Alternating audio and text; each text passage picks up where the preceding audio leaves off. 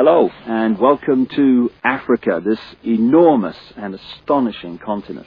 South Africa, to be more precise, just a short drive outside Johannesburg. And I'm here to talk to a remarkable man, Credo Mutwa. When I first came to South Africa about 18 months ago, within 2 or 3 days, I was introduced to Credo Mutwa. I'd never heard of him at the time, but from the moment I met him, I didn't stop listening and he didn't stop talking for at least 5 hours. And within the first few minutes, I realized I wasn't just in the presence here of a man of great knowledge, and he's certainly that. I was in the presence of a genius, a unique human being. And Credo Mutwa is without doubt the most incredible man it has been my honor to meet.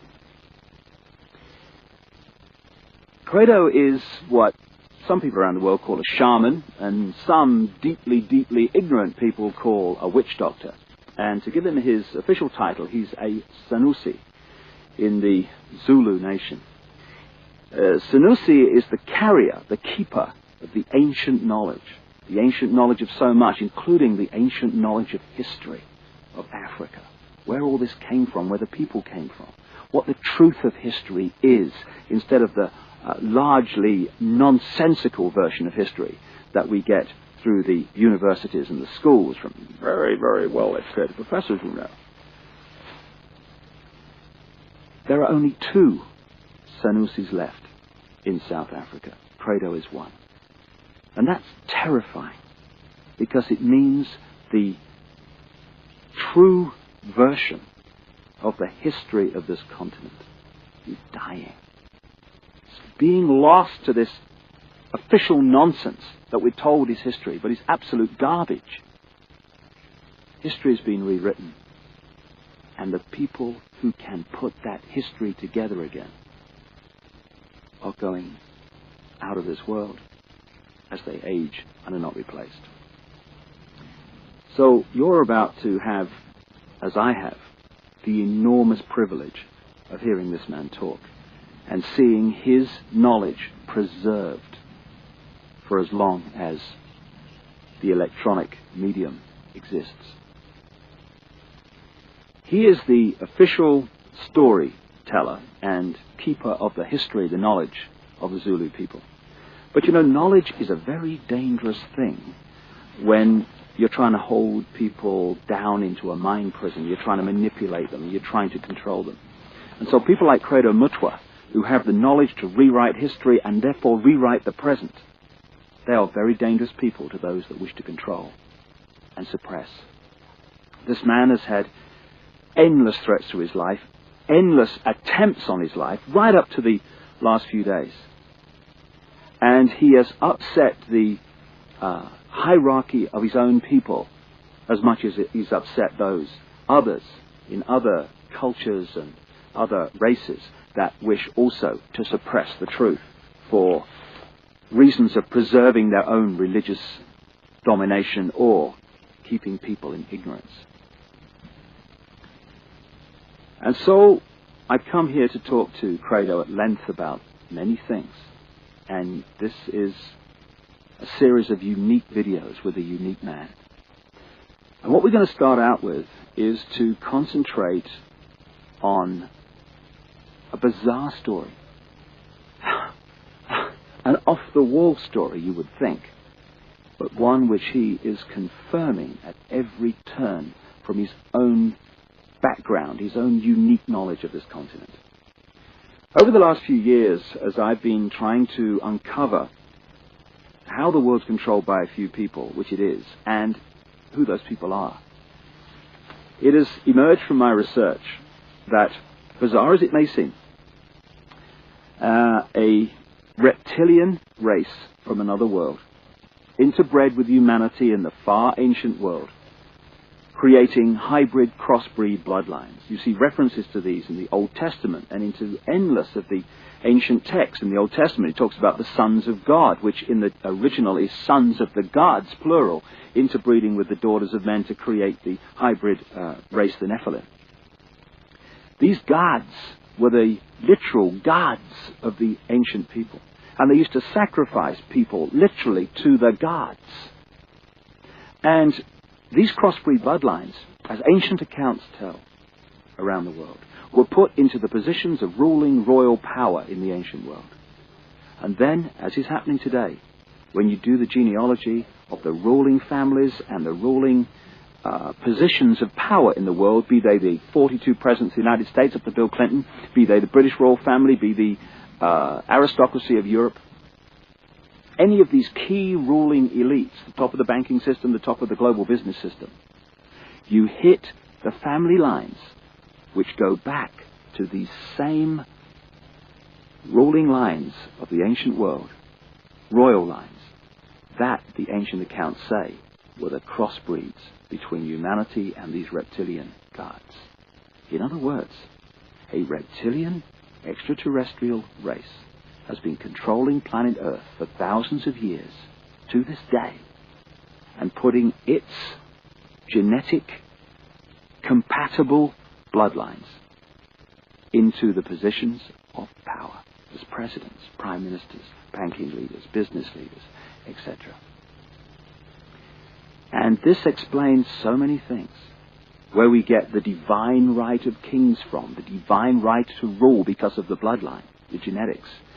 Why these ruling families of the aristocracy and the royal families have always incessantly interbred with each other, just as the Eastern establishment families of the United States do, that produce so many presidents and banking leaders and administrators of government in the United States.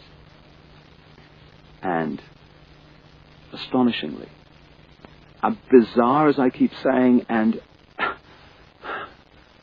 seemingly ridiculous as this story may be from our conditioned perspective of life and reality, when I started talking to Credo Mutwa from his African experience and knowledge of the most staggering depths and variety, he tells exactly the same story that I have uncovered around the world, exactly in great detail.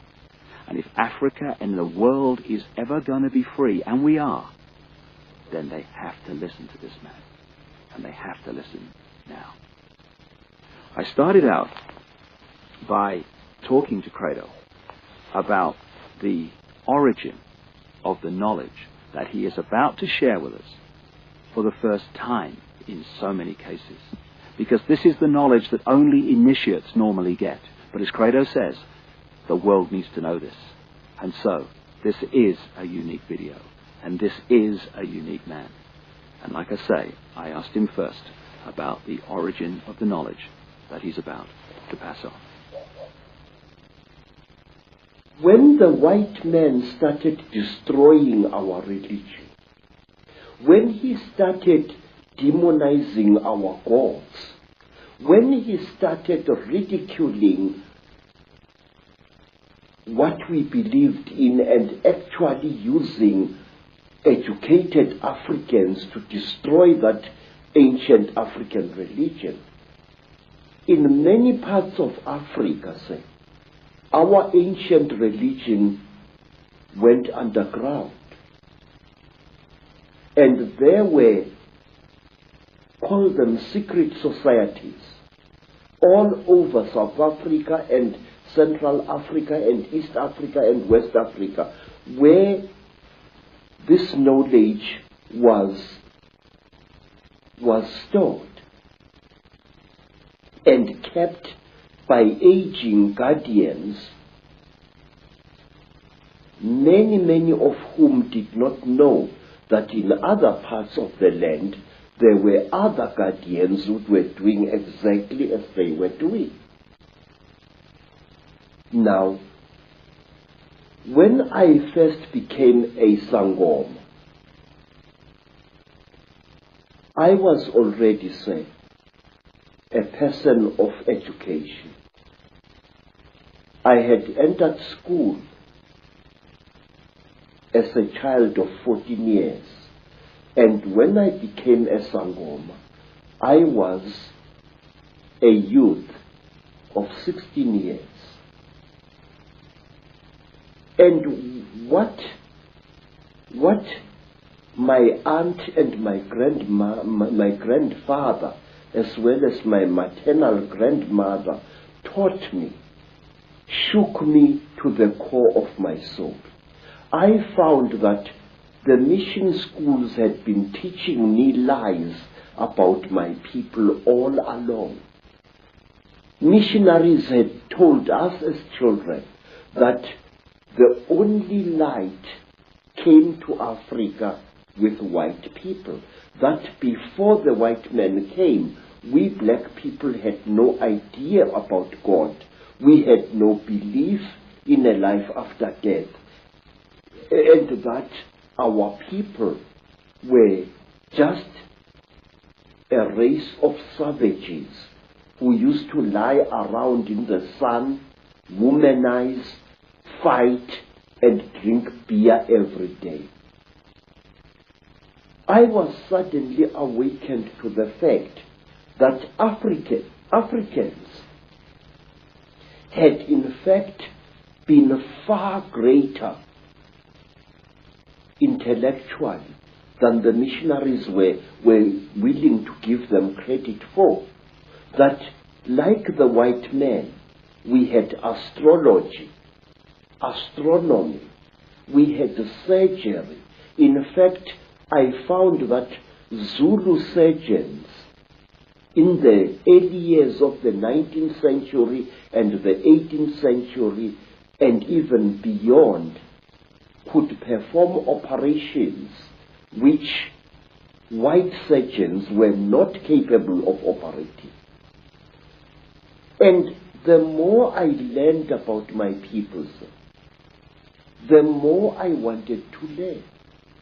And when my initiation under my aunt Mina and my grandfather Zigo had ended, I wanted to know more and more and more. And sometimes I had to pay a ghastly price in order to gain this knowledge.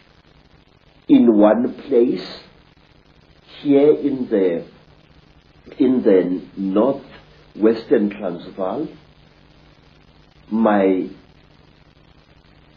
teachers found that I was really uncircumcised. And they told me bluntly that if I wanted to be a member of this secret society, I had to undergo circumcision. And I did, and it was screamingly painful, I assure you, because it was done with a clasp knife which somebody must have blunted a little bit, just to make sure that I got the message. I had the same done, but I was asleep at the time, so we have that in common. And say, in some places in Southern Africa, if you wanted to learn the secrets of a certain secret society, you had to do dreadful things which I cannot repeat here. And at one time, in Barotse land, in the west of what is today Zambia,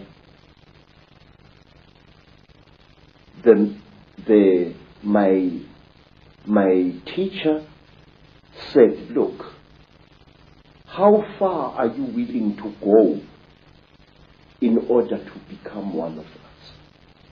I said, I am willing to go anywhere. He looked at me and he said, listen, educated man, we are tired of people like you. White men come amongst us to milk our minds and then to kill us. We want to be sure that we can trust you. And wait, sir. I said, great one, I am willing to do anything. He said, are you? I said, yes. And then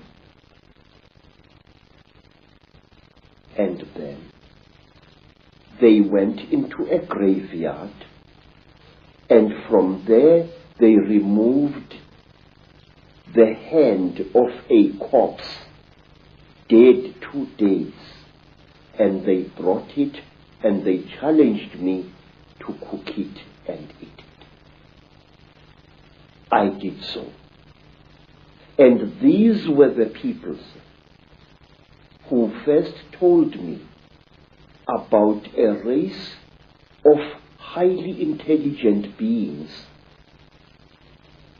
which they called the Chitauri, the talkers, a race of creatures which look like reptiles, who have ruled the world for hundreds, if not thousands of years. Through this dreadful act, I was able to gain knowledge which was denied to even the highest Sangomas, because they would not go through the ritual I went through. This is how secret knowledge is protected in Africa. So, and at one time, let me tell you another thing. Again, in Barotse land, on the border between Angola and North Rhodesia, as it was called, I was brought into a hut. And in the hut was a young woman. She was as black as ebony, and her hair was like a huge black cloud on her head. Her teeth had been sharpened in the Barotse fashion until they looked like those of a reptile. And Mutwa was very puzzled. What's this lady doing here? I'm supposed to spend several nights in this hut, so what is she? What is she doing here? Now, Credo Mutwa, being a frightened Zulu, afraid of women but not afraid of wild animals, decided to sleep with his back to the wall, giving the lady a nice clean bed. And on the following day, Credo Mutwa was fined 15 pounds by the local chief because I had refused a sacred gift.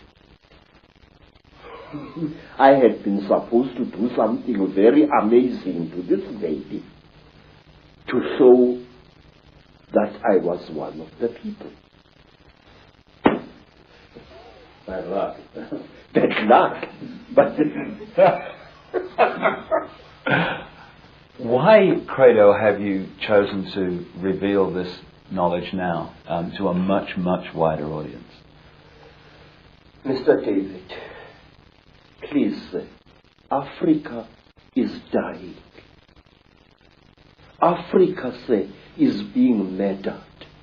And we are sitting like bloody fools. And we don't realize what's being done to our people. Sir, I have proof that can stand in any true court of law that the disease called AIDS is a man-made disease. And this disease is going to kill 3/4 of South Africa's black people within the next 10 years. Sir, there are wars in Africa which make no sense to me as a black man. Please, sir, when people fight a war, Mr. David, why do they fight? People fight in order to get rid of something that is giving them pain. Whether that something is a tribal chief or a corrupt modern government. They want to fight to remove this burden or to be destroyed by it. That is the idea behind a rebellion. But in Africa we find wars where a group of rebels challenges a government and tries to fight against it. And then these wars end in the total destruction of that particular country, where neither the rebels nor the government wins anymore. And why? Because you find this force of rebels facing the government, and all of a sudden the rebel army splits into little factions which start fighting each other and not the real enemy. And soon it becomes a situation where everybody is fighting everybody else and the whole thing is getting nowhere. I say that these wars which are destroying Africa this way are orchestrated by forces from outside Africa. Our people need development. Our people need peace in Africa. We are basically a peaceful people. We are not warlike. Don't let historians tell you a lot of rubbish. Africa is not perceived by the people outside her as she really is. One, my people are Zulus, as a tribe famous for warrior exploits for many, many years now. But wait, do you know, sir, that Zulu people actually hated war and didn't love it as historians would have you believe? We Zulu people call war impi, I-M-P-I, and we call evil imbi or ububi. Now the word imbi and the word imbi come from exactly the same root, which means that which is evil. We call copper itusi, which means the helper, the frightener away of evil spirits. But we call iron insimbi, which means the evil metal, the metal of war. Now, when a Zulu went to battle, he spiritually prepared himself for fighting. But when he came back from battle, a Zulu would undergo a ceremony of purification, a very, very painful ritual, which lasted for some 7 days before he was even allowed to touch his wife. But wait for this. In England, we have got the Lady Sarah Churchill, Duchess of Marlborough, writing in her diary that her husband, Sir John Churchill, the Duke of Marlborough, after the terrible Battle of Blenheim, had made love to her 3 times while still wearing his top boots. Wait, sir. Listen to that. Here is a man coming into his tent or whatever it was, with his boots still stinking with the blood of horses and the blood of men, and probably with human flesh still attached to the soles of those boots. Here is this man making love to his wife. What kind of attitude is that? That a man would come smelling of death and destruction to desecrate his wife in 3 torrid sessions? We never did that in Africa. We hated war, and furthermore, our people, the black people of Southern Africa, are accused of having been a male-dominated society. Absolute bloody poppycocks. Zulus were a female-dominated society. And if you want proof of that, ask yourself, who killed King Shaka? Who planned Shaka's murder? 2 women twins, Mama and Mkabai, Shaka's aunts, who was the greatest advisor of King Shaka. His mother, Nandi, she used to plan every one of Shaka's military campaigns right down to the last detail.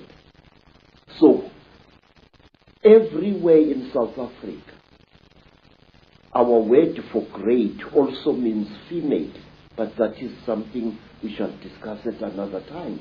So, Africa is being murdered in a race of people which once founded some of the world's greatest civilizations is being cruelly exterminated, and our politicians appear to be hypnotized as like a little antelope hypnotized by a python. Don't our leaders know what is going on in Africa? I'm going to talk, sir. I'm going to talk, and I'm going to reveal and damn the consequences. I am not a brave man, but it's high time somebody stood up and exposed the conspiracy around Africa and her people. So let's start looking then at the force that is the common theme through all this history to the present day that's been manipulating these highly malevolent, highly destructive situations. My own research around the world has certainly focused in on the fact that there is a force not of this world, shall we say, that is the common theme. What is your experience and your knowledge of an extraterrestrial involvement in the history of Africa?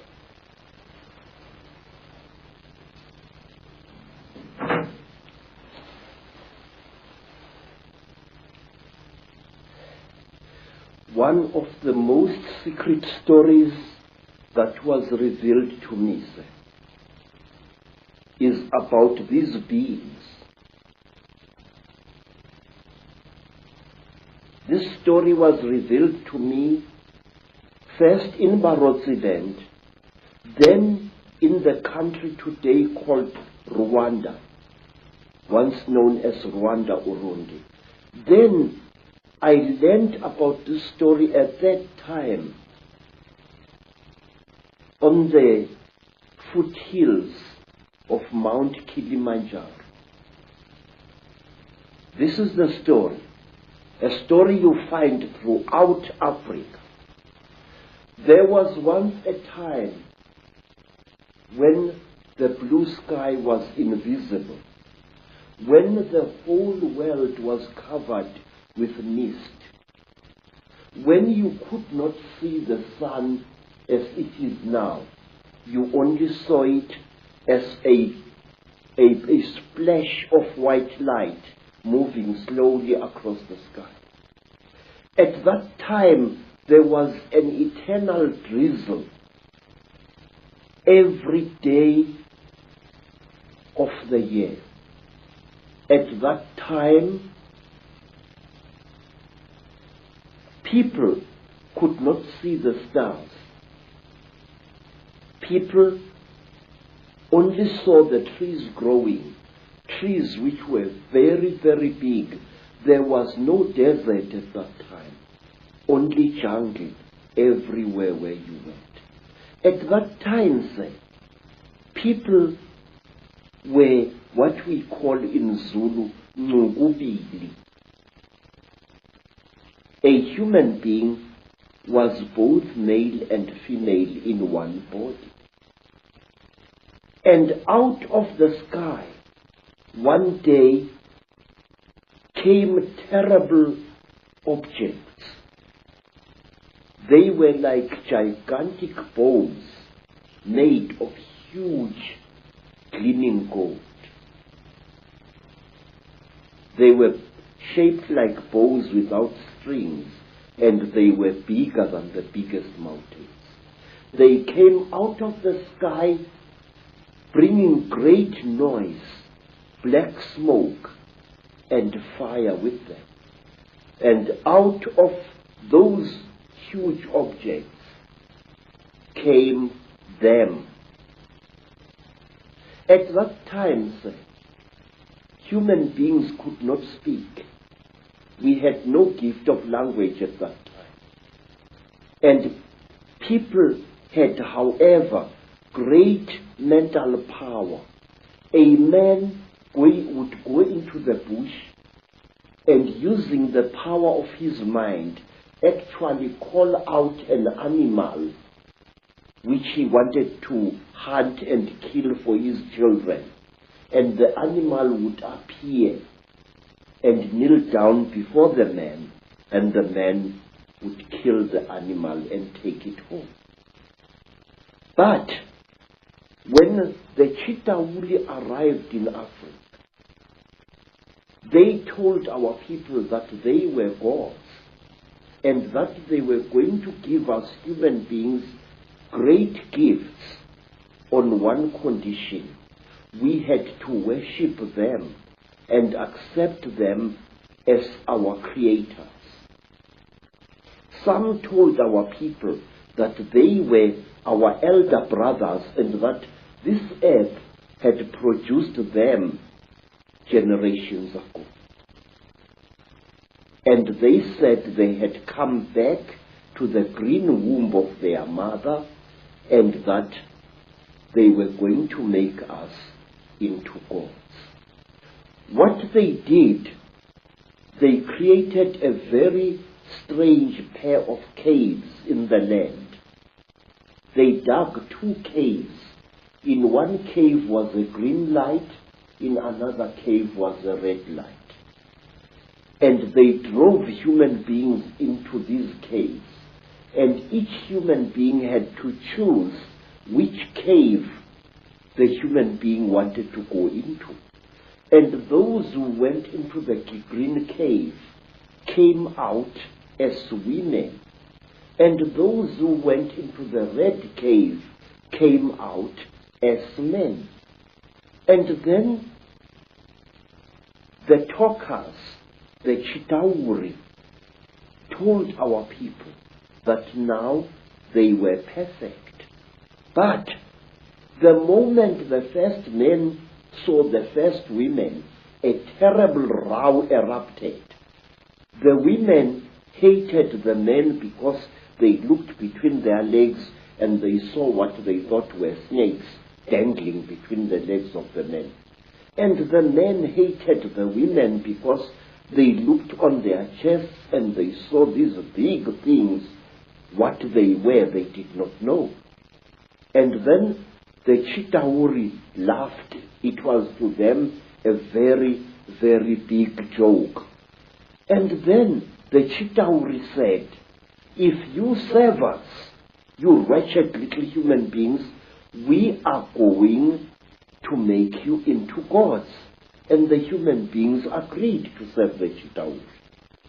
And the Chitauri gave human beings a second gift, the gift of language. People started talking with their tongues where they had talked with their minds before. And there was a big rubbish starting again, because this man did not know the language of that man. And when this man greeted that man, this man thought that he was being insulted, and so a lot of murder and culpable homicide started taking place all over the world. When our people were given language, they found to their horror that they had lost much of their mental powers. They had paid a terrible price. But the Chitauri were now the masters of human beings.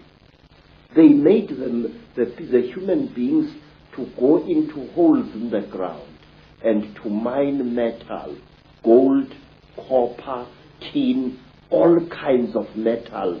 The Chitauri forced our people to mine. And the people were very unhappy because they couldn't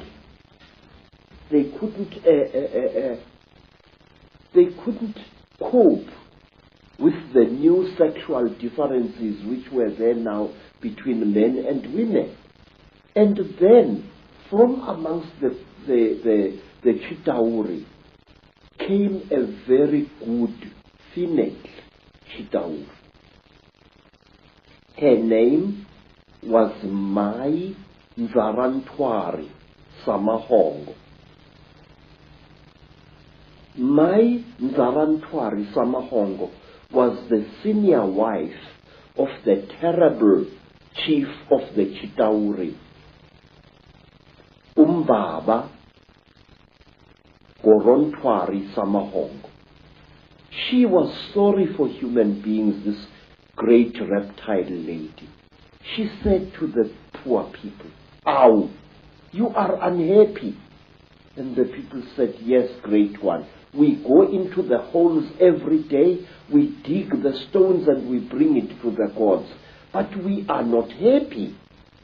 And Mai Nzarantwari scratched her scaly chin and began to think and to think. She was terribly ugly. Her eyes were awful, like lights in the darkness. But she had mercy in her heart, and she taught the men and the women how to make love. And she said, "Look, we divided you into males and females. Now this action is going to bring you together." But it did not, because anyone who receives a gift from the Ntwari, the children of the python, is always in trouble. What happened was that when one guy slept with his wife, he didn't find her much, so he went to steal another guy's wife, and there was a big remorse, as we say in Afrikaans, starting. So men started stealing each other's wives and each other's girlfriends, and women started stealing each other's husbands, and there was a big nonsense in the land. And King Umbaba, the terrible lord of the Ntwari, the reptile people, said, "Look what you've done, you stupid old woman. Now these people, they are making such a noise. Listen to all that screaming in the bush. They are busy making love there, and our gold is not being dug, and you are responsible for this." Nzarantwari thought and thought and thought and thought, and then she got a plan, and she said, "I will make them stop. When they make love to each other, the female is going to get pregnant. And when she is pregnant, the male is going to leave her alone, and that noise in the bush will not be so disturbing to you, my lord." And Umbaba said, "You had better. There is no production here." And so all the women in the world was pregnant, and Umbaba was furious with his wife. And so it went on and on, until one day Nzarantwari activated a black hero called Mweru. And Mweru challenged the great chief of the serpent people to a fight. And he cut off the royal penis of the king of the snake people. And that caused a big war. Mweru ran away. But Umbaba, the terrible chief of the people, caught him and arrested him and brought him to his village. And there, the great chief Gorontwari Umbaba said, "Look, you cut off my thing, and I have replaced it with one made of gold, and I can't make love to my wife anymore. You think too much, you wretched little human being." Now Umbaba had a terrible nail in one of his hands, a claw, and with this claw he drove the claw into poor Mweru's nostril, making a terrible hole into his brain, and he started drinking Mweru's brain, and then he threw away the corpse. To this day, we believe that the people, the Chitauri people, they eat human brains. And strangely enough, scientists have found skulls where the human brain has been removed and eaten by someone or something. Well, hearing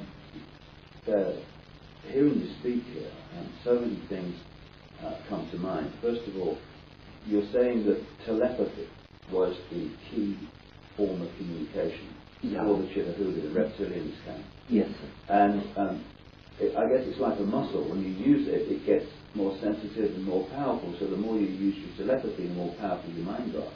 And then when language came, it almost brought us into this three-dimensional world and disconnected us from that mind power that we had before. Yes, sir. And it's also interesting that the story that you talk about, the language being given, and then the different languages being given. Of course, that turns up in the Old Testament, in the Bible. It turns up in stories all over the world about the fact that we were divided by language, so we couldn't communicate. And as someone who publishes books, I know today how difficult it is to communicate through books when you've got endless different languages. So it's been a brilliant form of control for a long time. Yes, sir. Even now here in South Africa, today, sir, black people prefer to speak to each other in English if they belong to different tribes. And they have even, over the many decades, black youths have even created a lingua franca of their own, which we call Tsotsi language, which is a mixture of African words and Afrikaans words.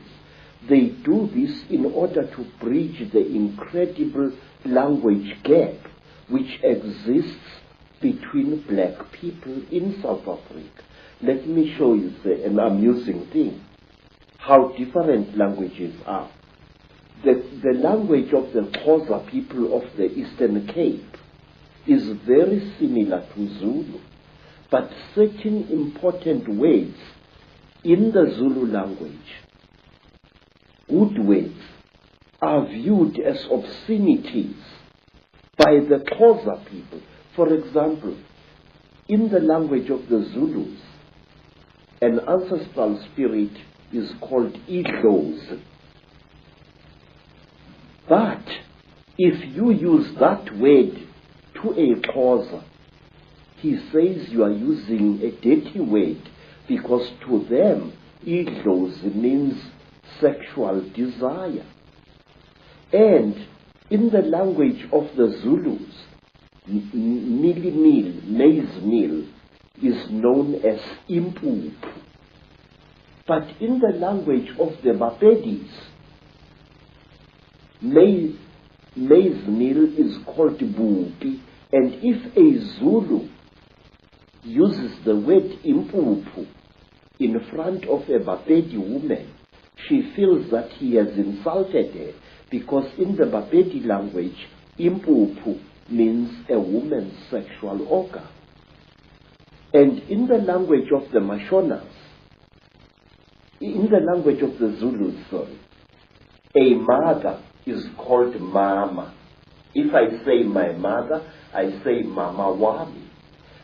But in the language of the Mashonas, the people of Eastern Zimbabwe, the word mama means to sit down and have a crack.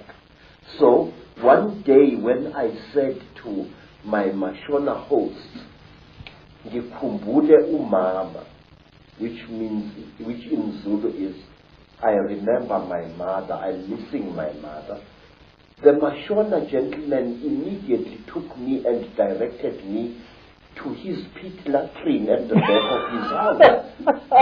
Because in the Mashona way, mother is my, not mom. So you see this terrible difficulty, this subtle problem of language is a very big obstacle to communication in Africa. So we designed languages. There's another language called Fanagalo, which is a lingua franca consisting of African words as well as nonsense words and Zulu words, which was used a lot in the mines in the 1930s, 40s, and 50s. So, to bridge this great language gap, we have created artificial languages in Africa, but today English is the preferred language of communication. Some say we should learn French, also another language of communication in Africa. Some of the problems of language can be funny, but it is the same situation, the divide and rule, that is actually, in other expressions, created this tremendous turmoil in Africa and other places in the world. And we're looking, from my research, and staggeringly hearing you talk, you're saying exactly the same as I've come across. It's incredible confirmation that a reptilian race from another world has been behind the manipulation of humanity for a very, very long time. Now, what do these Chitahuli actually look like, the reptiles?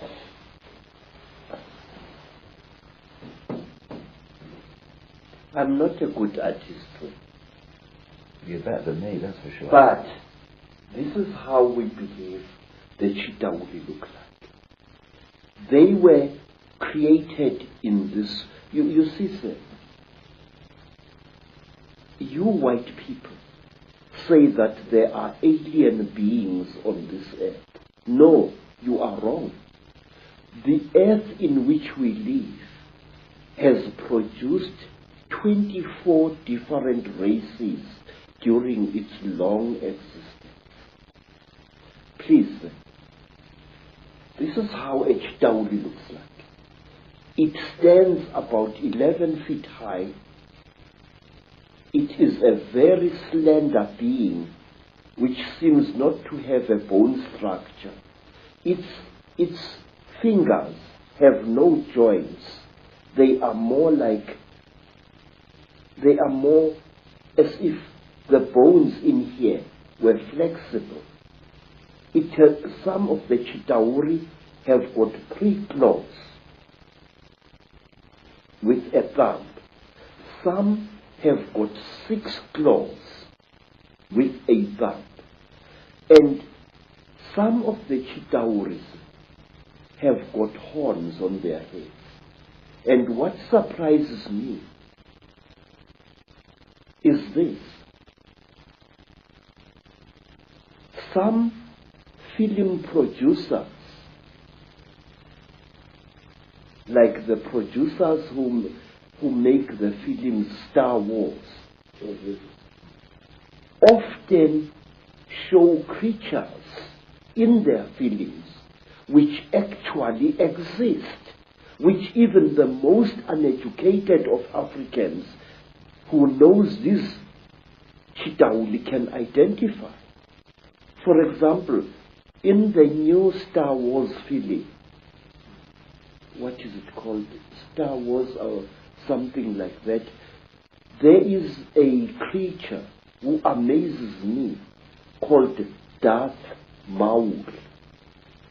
Darth Maul is a red and black being with a ring of small horns right round his head.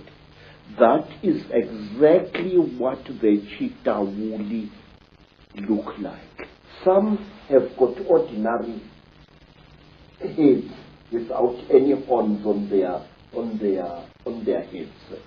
These are the lesser Chitahuli. But the royal Chitahuli have got a ring of sharp horns all around their heads. And the very high Chitahuli, like their king, Mubaba Samahongo, they have got very long horns which grow this way. Not that way like a bull, but this way like certain antelopes. Now, I just wonder where these film producers get their information from. And in one strange feeling, which my student called me to come and watch, the thing called Stargate 2. Mm-hmm. And in that feeling, there was a creature, a very slimy, cream-colored creature with heavy wrinkles on its face. It was a spitting likeness of Mubaba Samahongo, the terrible emperor of the Chitauri. Well, clearly there's a tremendous amount of knowledge of what's been going on and what is going on, which comes out symbolically through films and areas of communication like Hollywood. But the thing that I'm totally stunned the more I talk to you about this is because I've been all over the world having people give me descriptions of seeing reptilian type figures, particularly people in positions of power in the world, changing into a reptilian figure and coming back again. And what they describe seeing is exactly what the knowledge of ancient Africa talks about seeing. We're talking about the same people there, which is an astonishing confirmation. And the eyes is something that keeps coming up being described. Tell me about the eyes of the Chitahuli. Say, a warrior Chitauri has got eyes like a snake. These eyes are yellowish with split pupils and they glow in darkness. So if a Chitauri, a warrior Chitauri, one of the lesser classes, is hiding in a cave, you can see its eyes burning. But a royal Chitauri has got 3 eyes. It's got the yellow eyes, which glow in a strange, almost ice-like way, like jewels, like certain types of yellow jewels.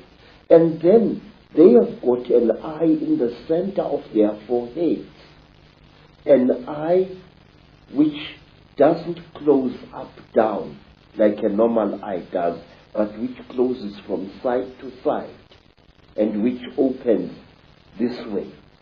Now this eye of the Chitauri is the eye that kills, because it can knock a man down just by the fire, the glare that comes out of it. Is this where the constant recurring theme of the evil eye comes from? Yes, sir. Yes, sir. In fact, Mubaba, the emperor of the Chitauri, who is said to be still alive today, Mubaba has got a central eye. His other 2 eyes were stitched shut by a jealous wife. But his killing eye, the Samahongo, the terrible red eye, opens. He can even open it like this.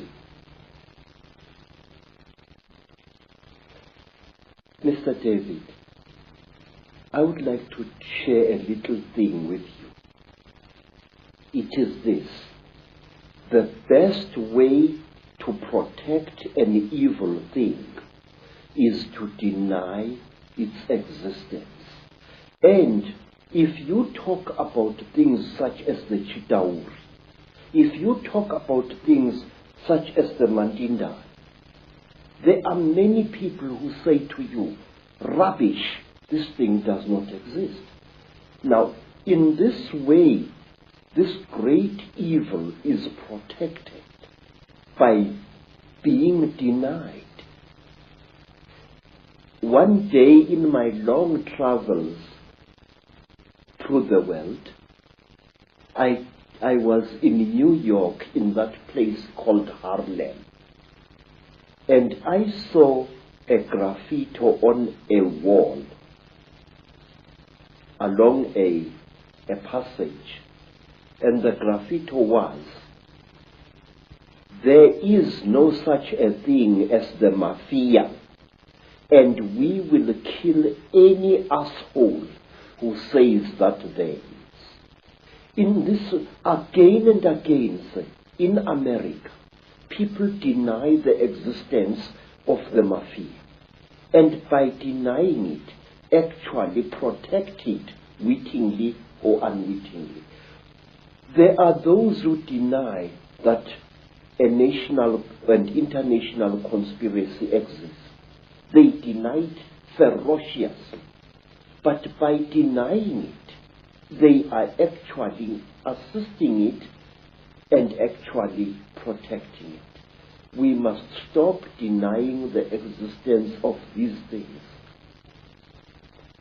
We must stop saying that there are no Chitauri, that there are no aliens, that there are no Illuminati. There are. I could tell you for hours.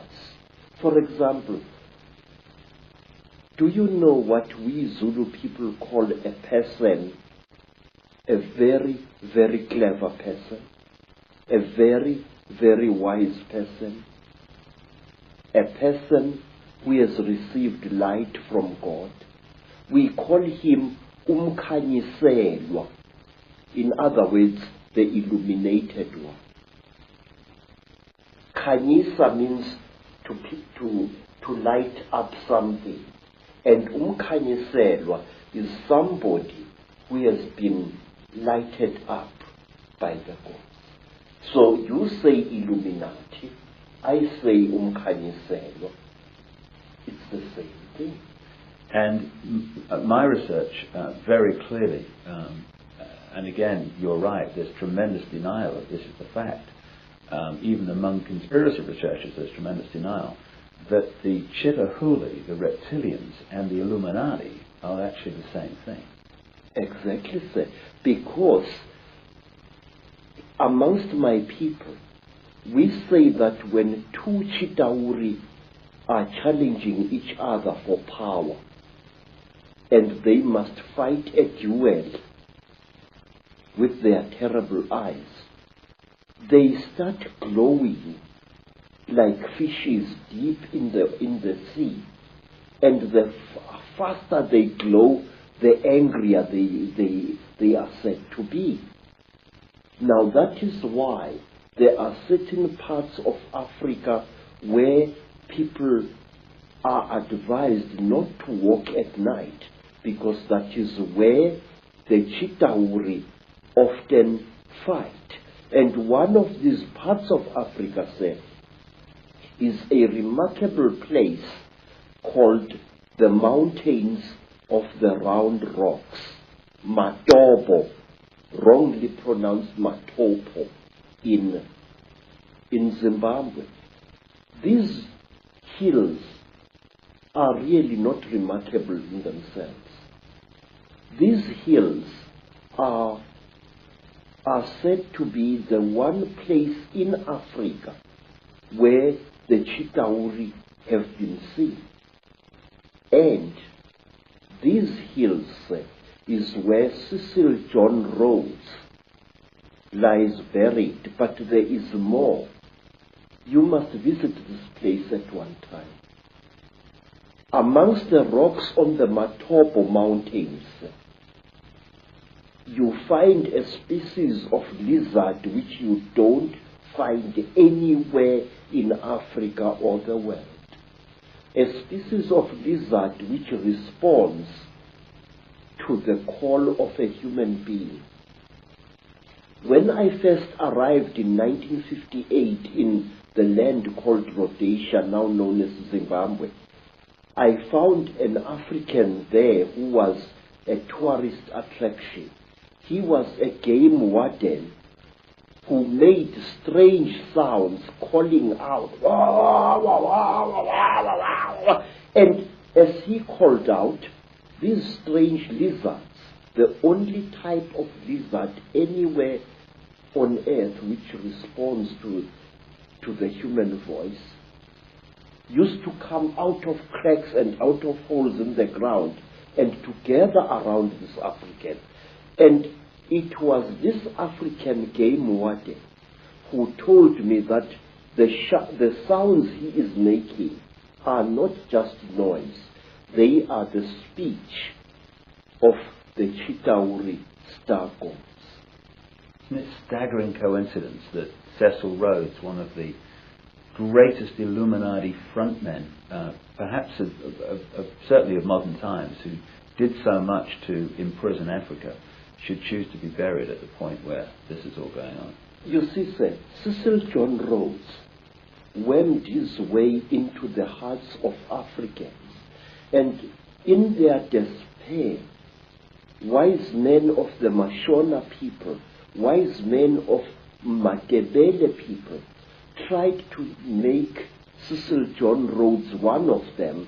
They told him about the secrets of the Matopo Mountains, that under the Matopo Mountains lies a city of great wisdom, which is the home of the last survivors of the Chitauri god beings in that part of Africa. And if you go to the Matopo Mountains and you carry a 4-pound hammer and you strike certain parts of that landscape with that hammer, it gives out a hollow sound which shows you that there are caverns deep underground there. There are two sets of mountains. There is the Matopo Mountains, and then to the east of Zimbabwe there are the great mountains known as the Inyangani, the Weeping Moon Mountains. There, even now, people disappear without trace. Sometimes a person would disappear for several days and reappear a few days later, not knowing where he had been or where she had been. And white people have disappeared there. Black people in their thousands have disappeared there. It was there that I also went missing for 4 days in 1959 in one of the most traumatic experiences of my life. What happened? Well, it's a long story, sir. My teacher, Elizabeth Moyo, had sent me to get a special herb which grows only on the foothills of those mountains. It was just an ordinary day like any other, just beautiful day like this one outside here. And I love the African wilderness.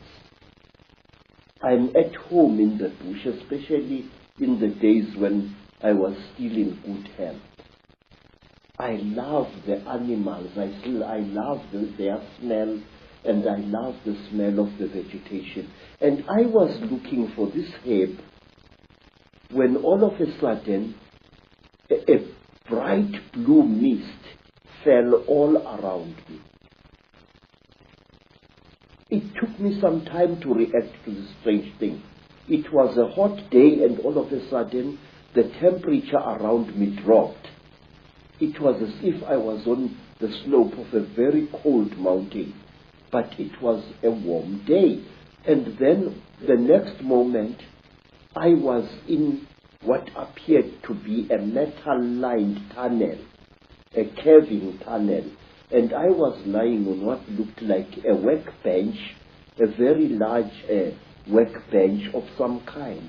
You know, an iron table which an engineer or somebody working with metal would use for welding and cutting metal upon. But this workbench was very brightly polished.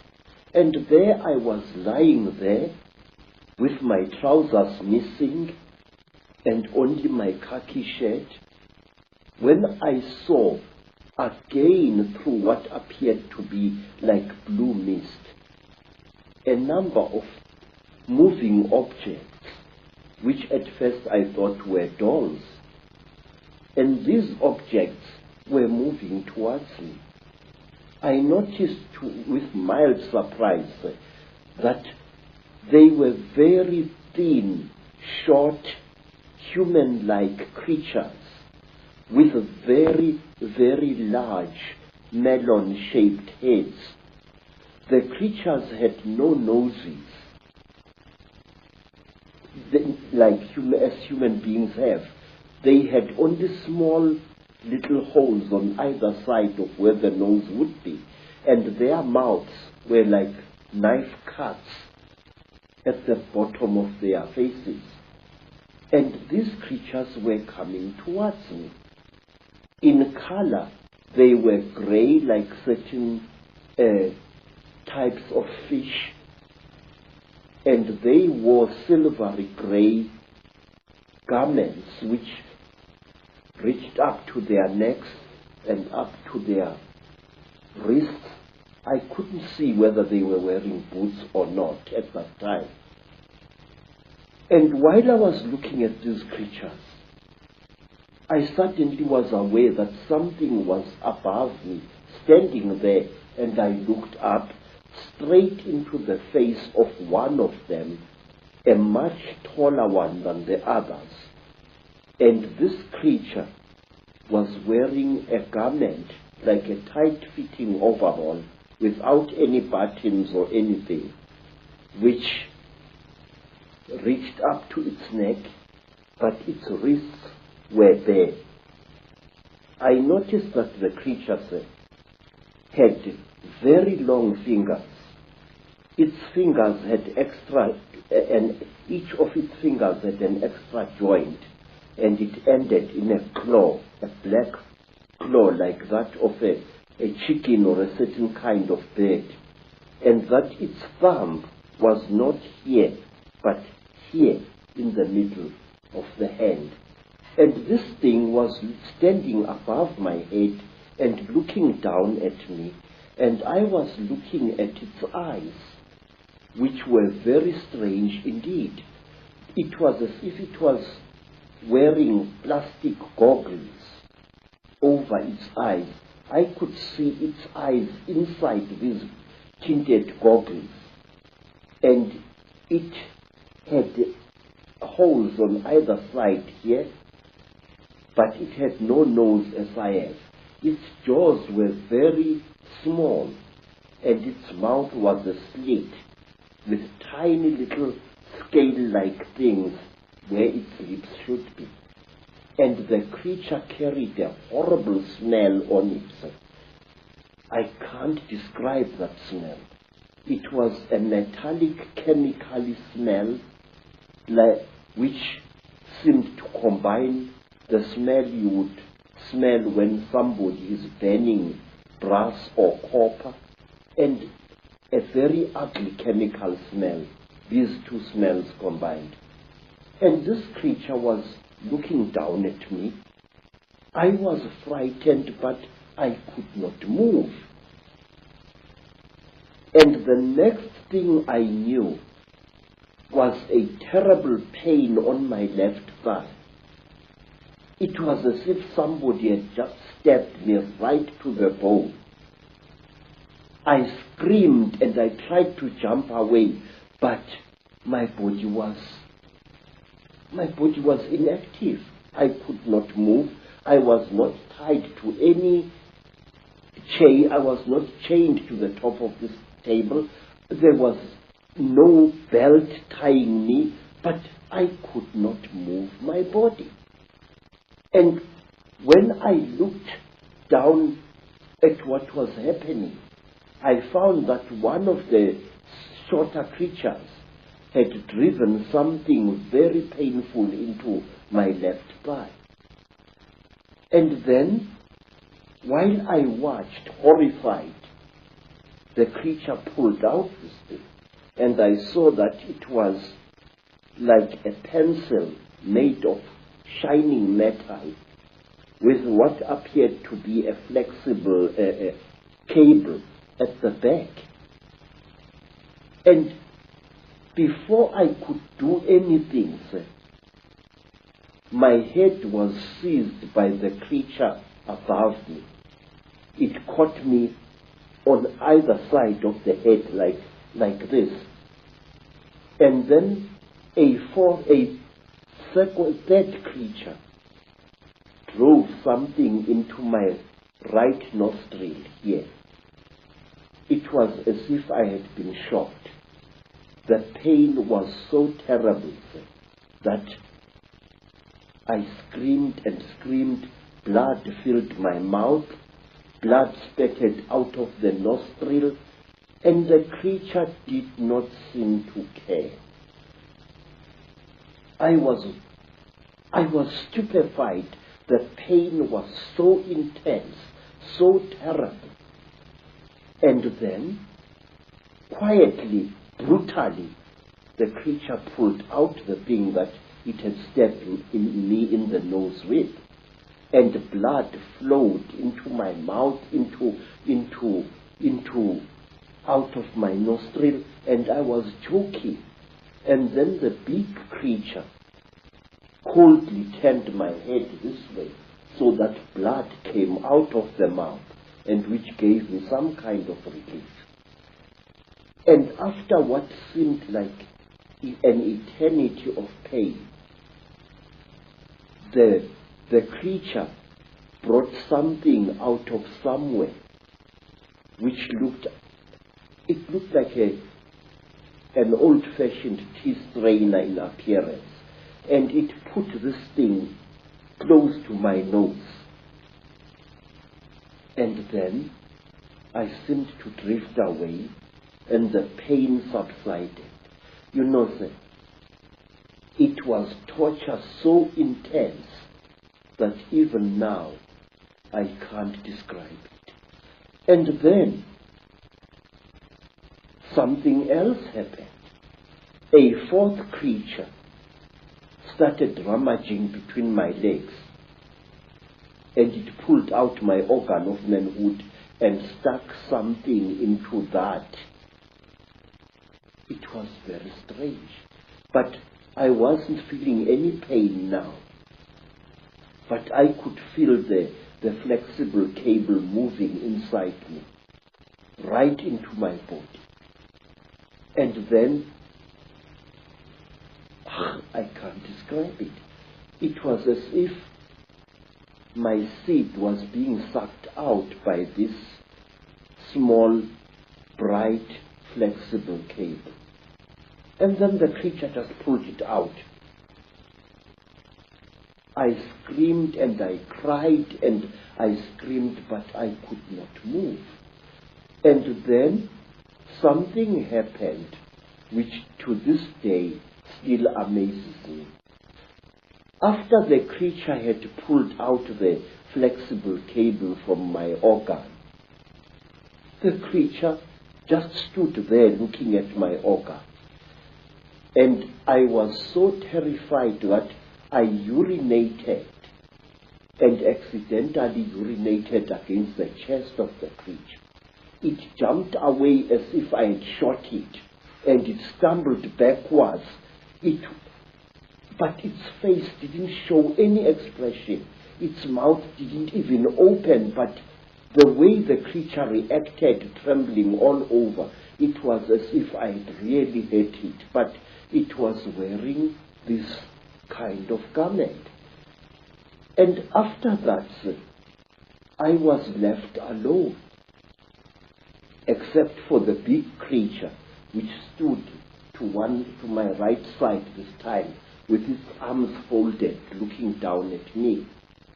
And then, while I was looking at this creature, trying to appeal to it, no pain anymore, no pain, please, I was pleading. Pictures suddenly flooded my mind. Pictures of buildings sunk in a red lake of water. Buildings rotting away. Buildings that appeared as if they had been bombed. And cities sunk in terrible mud. Trees sticking out like rotten ghosts. Trees without leaves, without branches, sticking out of the mud as if they had been poisoned. I saw visions of this. And then, through an entrance which I had not seen before, came a strange and terrible being.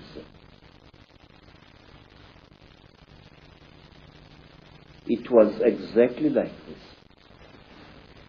It was tall, made entirely of metal, with burning eyes and a snout.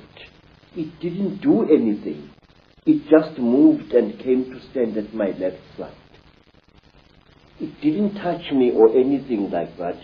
It just stood there, making a strange humming sound.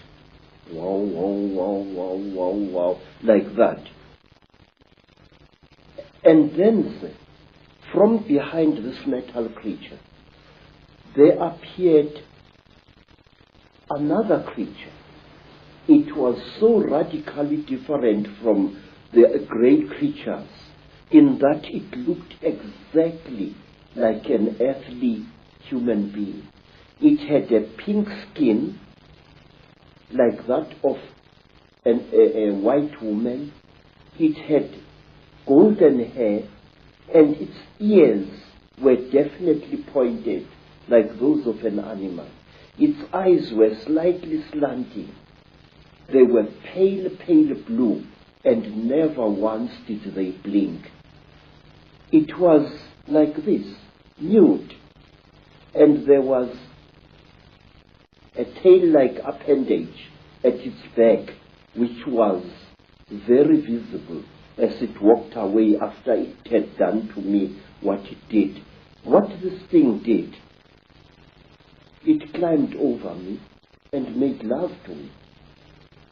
And I noticed that unlike normal women, its breasts were set too high in its chest, and they were very, very hard in appearance. And that here, the pubic hair as well as the hair in the armpits was a fiery red, as if it had been dyed. And this thing didn't even blink. Its eyes were just like this, looking at you as if there was no liquid in the eyes. Just an unblinking, terrible stare. And it was a small creature, about the size of a 16-year-old girl. But it was very, very heavy as it sat on top of me. And there was no emotion in that whole nonsense. There was no,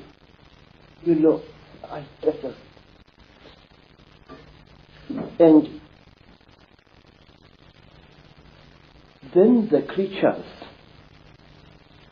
took me out of that room after the metal creature and this pink creature had gone. This creature took me out of that room, assisted by another one. And they pushed me along a corridor which curved slowly in that direction, towards my right. And there I was shown many things which even today I don't understand. I was shown little versions of this creature swimming in huge cylinders made out of what looked like glass, in a pinkish liquid, like ugly little frogs inside the liquid. They looked like aborted human fetuses. They were very, very terrible and disgusting. And then we came to another room, and there I saw a number of people undergoing the same torture that I had undergone. One particular person whom I passed very close to was a white man, definitely a European, with a yellowish beard and moustache and long, straggly blood-crusted hair. This man looked into my eyes and I looked into his eyes, and we were so close we were as I went past him. Then, to cut a long story short, I found myself in the bush again. But I was wearing only my shirt. My boots were gone, and so was my trousers. So I took off my shirt and wore it around my waist as a loincloth. And I started traveling, not knowing really in which direction I was going. Then I came to a track, and I walked along that. And some time later, I saw people coming towards me. It was a group of young men and young women, Mashona people, and they were going to a trading store I later learned. I asked them where Elizabeth Moyo's homestead was, and they directed me to it. But they kept a safe distance away from me. And later I learned why. I was carrying a horrible, non-human smell upon me. When at long last I came to Mrs. Moyo's village, all the dogs in that place went hysterical. They came at me in a pack, wanting to tear me to pieces. And only the villagers managed to save my life there. Mrs. Moyo asked me where I had been, and I said I did not know. And then she said, I know you had been taken by the little ones. I said, yes. I cannot understand. She said, you must not try to understand.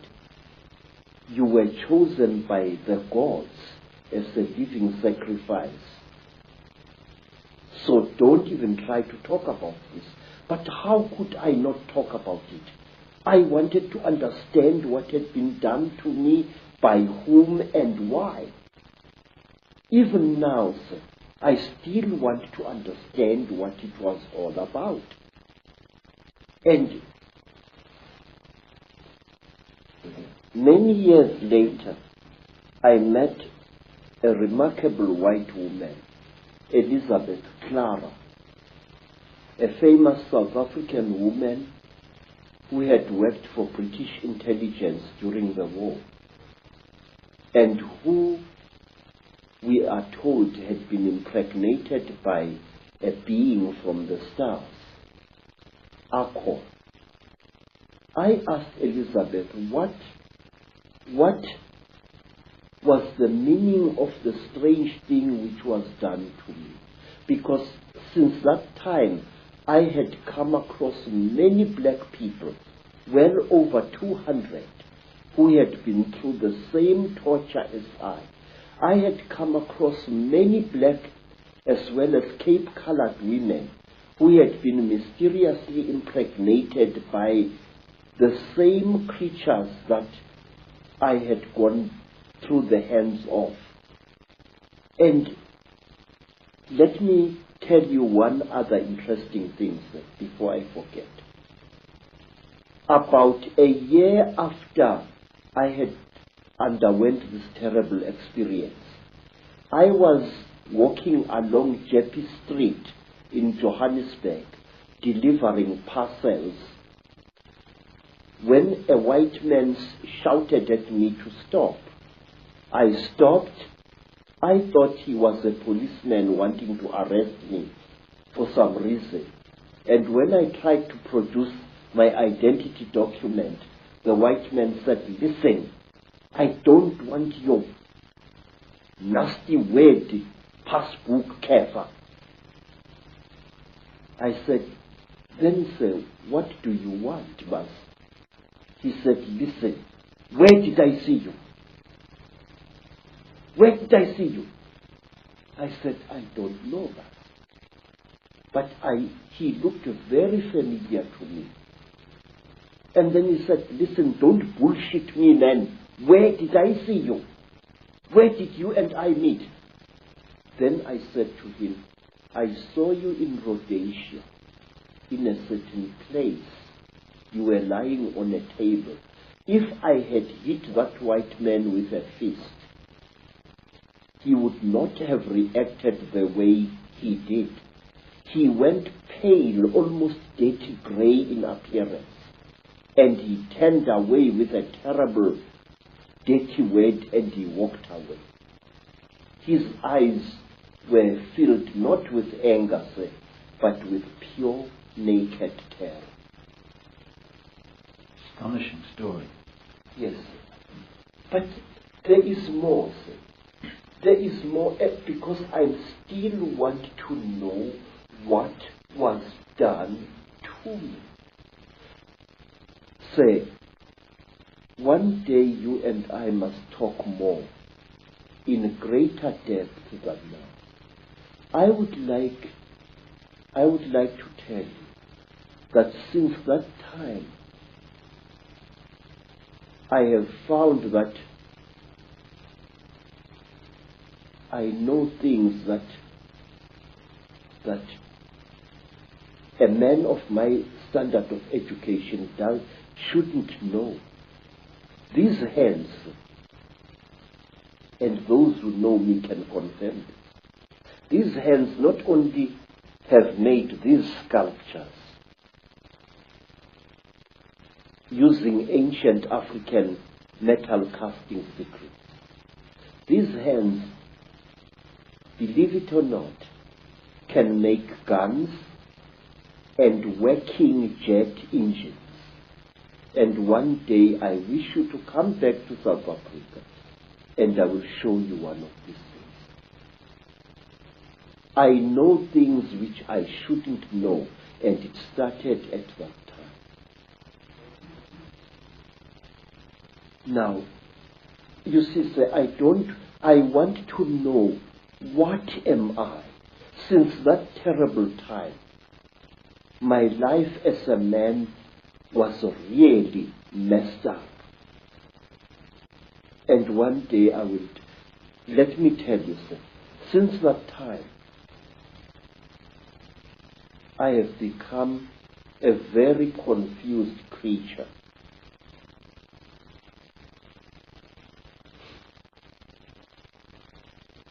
It's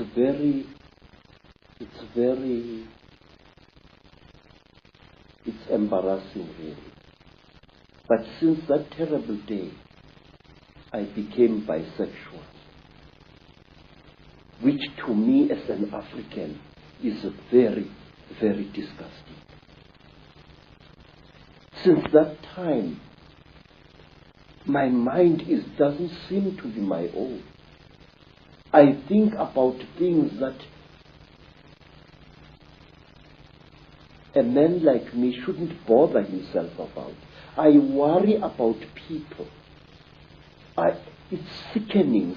I have ruined my life because of worrying about people. I feel that I want to take every human being on this earth by the shoulders, shake them roughly and say, listen, Pastor, there is more to this earth than you think. Say, I have seen the cheetah. I have smelt them.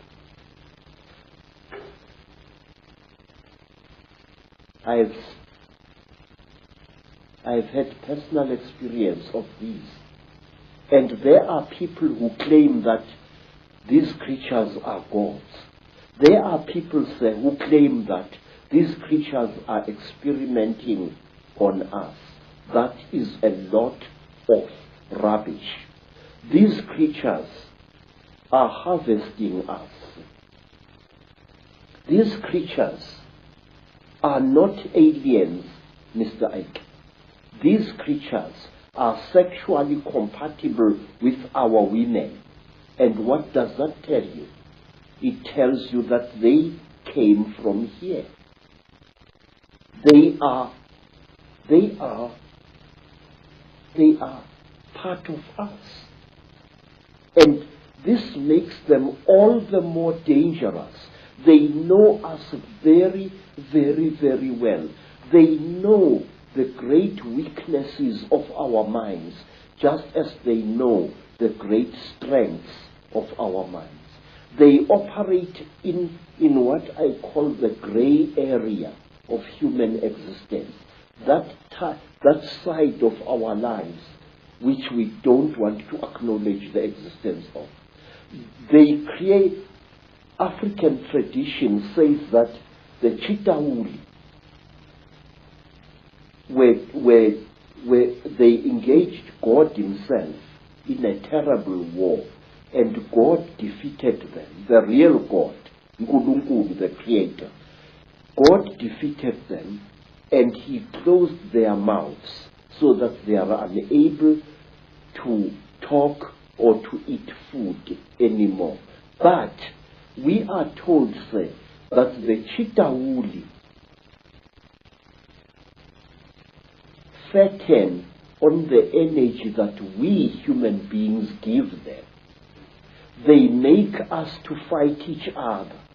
And when the whole land is drowning in death and fear and terror, when hundreds and hundreds of people are angry and afraid, the Chitauri get fat because they eat that what we call the dark power, which is brought about when human beings destroy the planet on which they live. They feed off human emotion. Yes, sir. Very, very intense human emotion.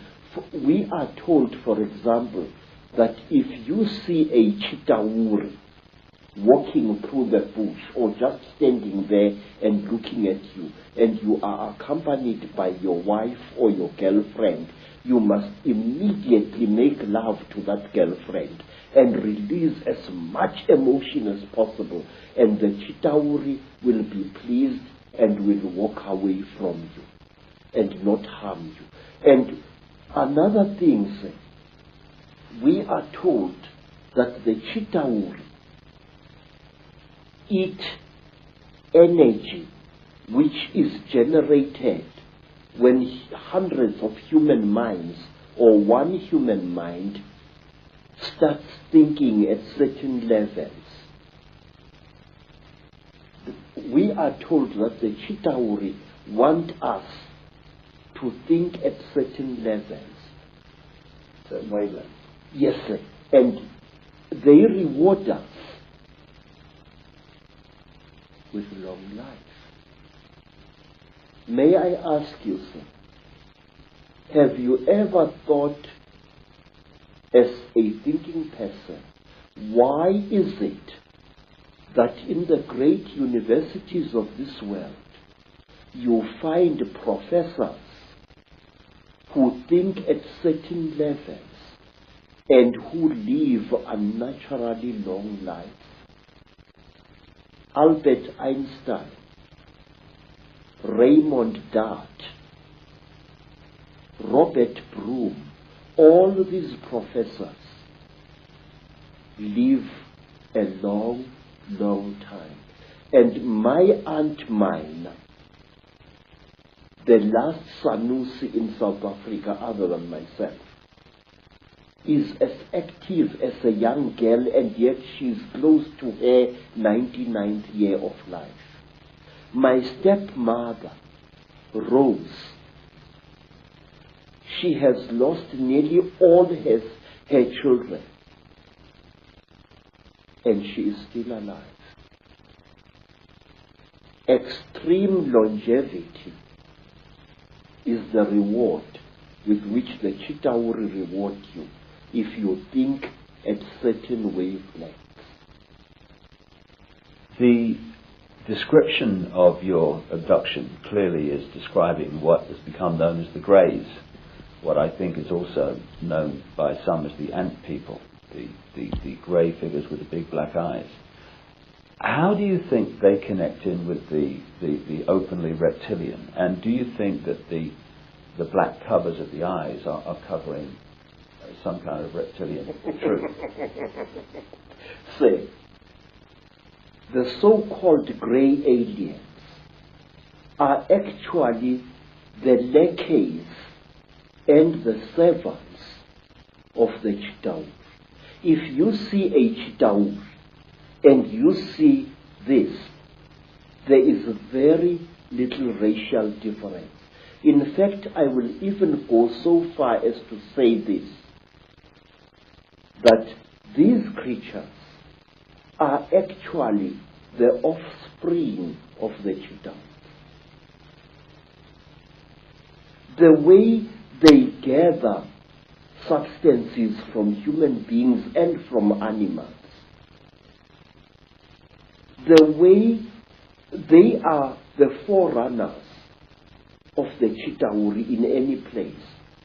And if you are very close to one of these creatures and you look into its goggle-like eyes, you will see round eyes, Mr. Icke, beyond this black goggle-like stuff. And these eyes are the real creature's eyes.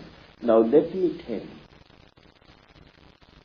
there is in Lesotho a very strange mountain, a mountain called Leribe, Leribe.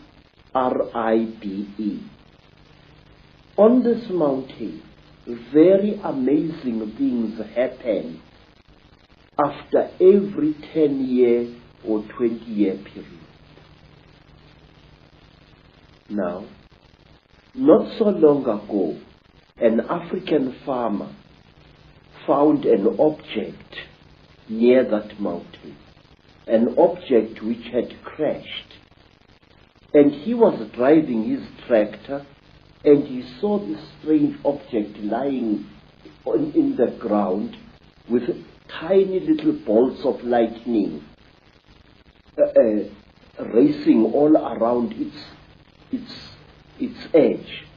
And the African walked up to the object, and when he wanted to touch it, a strange power struck him and sent him sprawling on his back to the ground. The African got onto his tractor and got out of there. What the African had seen had been a crashed UFO, a flying saucer. He described it very amazingly. And he said that after a few days, there appeared what he said was a huge removal van, very big, accompanied by soldiers wearing black uniforms, goggles and berets. And these soldiers lifted the object into the van, and the van drove away.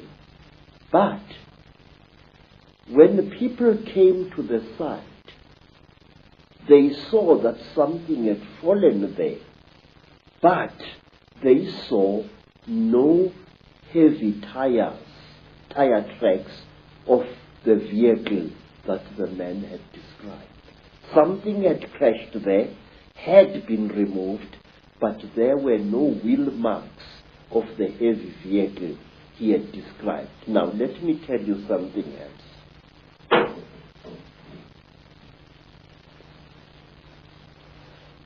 It was in 1958. In fact, I think that the incident I'm going to describe to you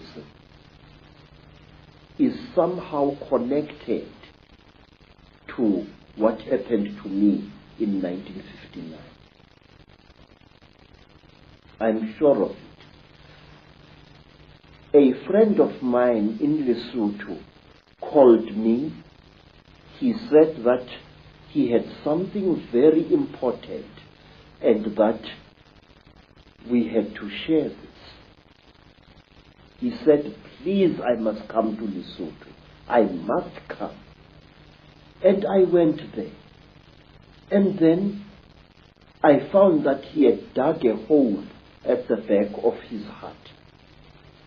And he asked me that he and I and his second wife should go into this hole on the night to come, and there to share something very, very holy. Well, we went down the hole. We used a broken ladder, and there inside the hole, we ate small pieces of something. He told me to chew these things very thoroughly, as they were quite hard. I still had teeth in my face at that time. And I chewed and I chewed and I chewed and I chewed. But I noticed that what I was chewing was some kind of dry substance, and that it had the same taste that you would feel in your mouth if you sucked a copper penny. It had that coppery taste, like as if you were sucking an old copper coin. And then we left the hole and we went into his house.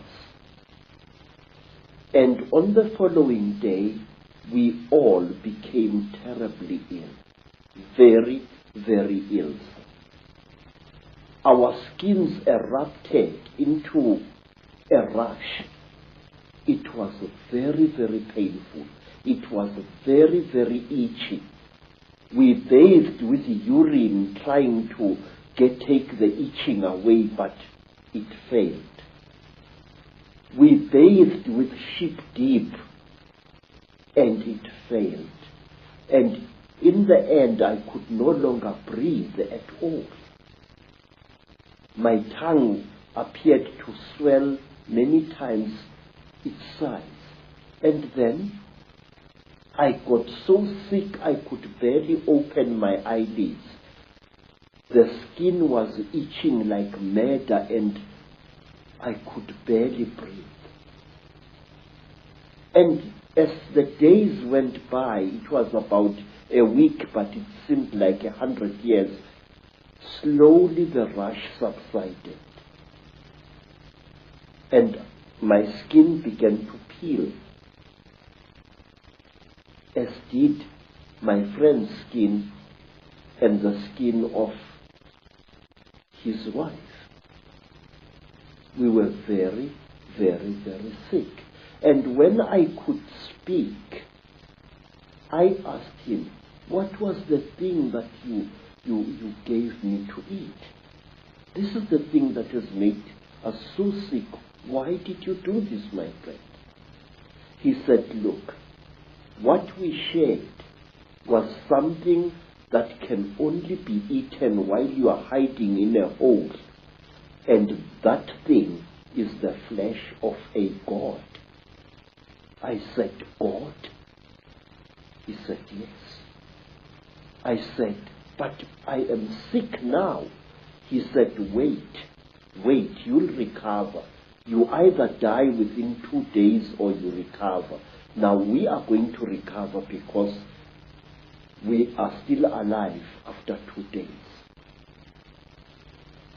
Mr. Icke, I can't describe to you what happened next. I wish you to imagine, sir, you are sick, weak, and feverish. Suddenly, you get stuck, staring, raving, laughing mad. We started laughing. It was utterly incredible. What had made us what had caused the laughter we did not know, but we laughed for hours, all 3 of us. And then, when our jaws couldn't laugh anymore, a new thing happened. my friend's eldest daughter gave us all water.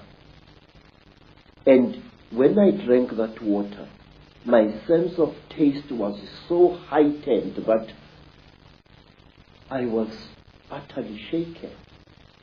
Ordinary water from a mountain spring tasted like, I don't know like what, like wine, like something out of I don't know where.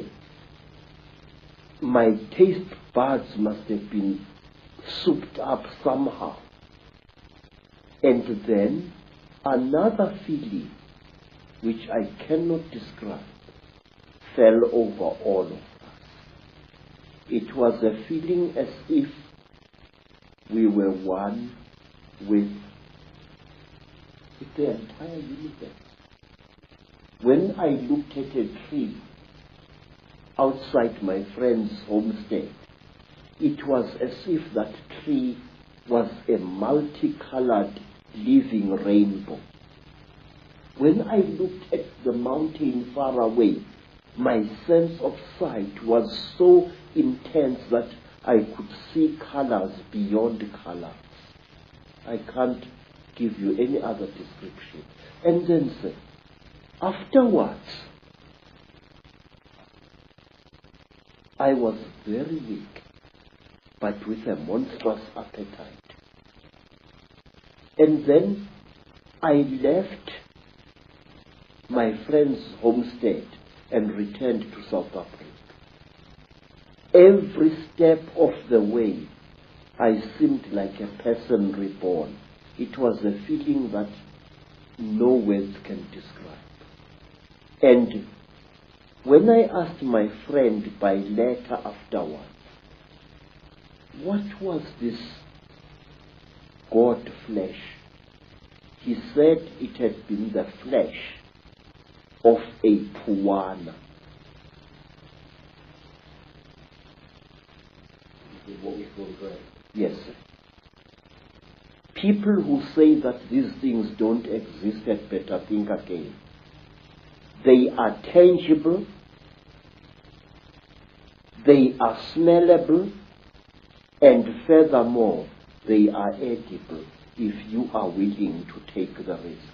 In Africa, we have an ancient custom whose existence many people deny today, that anything that claims to be a god should be eaten. There are places in Africa even now where if you are a spiritual person and you are sick, well, let me tell you what happened to me in the country today called Zaire. I got sick. I was undergoing yet another of my 7 initiations, and I fell sick from very bad running stomach. And I was so sick, everything that my friends, white friends and black friends could do failed to help me. And then, one night, some of my teachers came to me and requested that since I was going to die, would I please allow them the honor of eating me after death? Now, say, it's a very good thing to be invited to a dinner, but not when you happen to be part of the menu. And I recovered so quickly that I escaped from that area in one of their ramshackle buses, and I never went back. Thank you very much. Fear can be a wonderful medicine sometimes, and it was with me. Do you think, Credo, that those senses that you experience, that really heightened sense of everything, of oneness, of whatever, are the very senses that the Chittahuli have manipulated out of us? I do, sir. I do very much. They were senses like no human being possesses. May I add, no human being possesses anymore. They It was as if at one time, sir, a voice was speaking in my head, a very amazing voice. And after that, my powers of prophecy were intensified. This is what I think. We human beings are holier and more wonderful than we think we are. And I feel we lost something at some time in the course of our development, or shall I say, in the course of our manipulation. Credo, this is fascinating information, which I'm sure many people in the UFO research community will be very, very interested in. That is that these grey extraterrestrials, or grey figures, whatever they are, don't actually really look like that. They're almost in disguise. Yes, sir, they are. And I will tell you what. Grey aliens have died in various parts of Africa. They have been killed, and they are very, very quick to recover the bodies of their friends, which have fallen out of their crashed spacecraft. But sometimes African sangomas steal these bodies before they can be recovered. And believe me, sir, I have heard and I've seen that butchering a corpse of one of these creatures is extremely hard work. What you think is the skin of the creature is actually a tight-fitting costume that the creature is wearing. Under this grey costume, the creature, say, is pinkish white, like a freshly skinned animal, and its eyes are round with split pupils. These are goggles which the creature is wearing.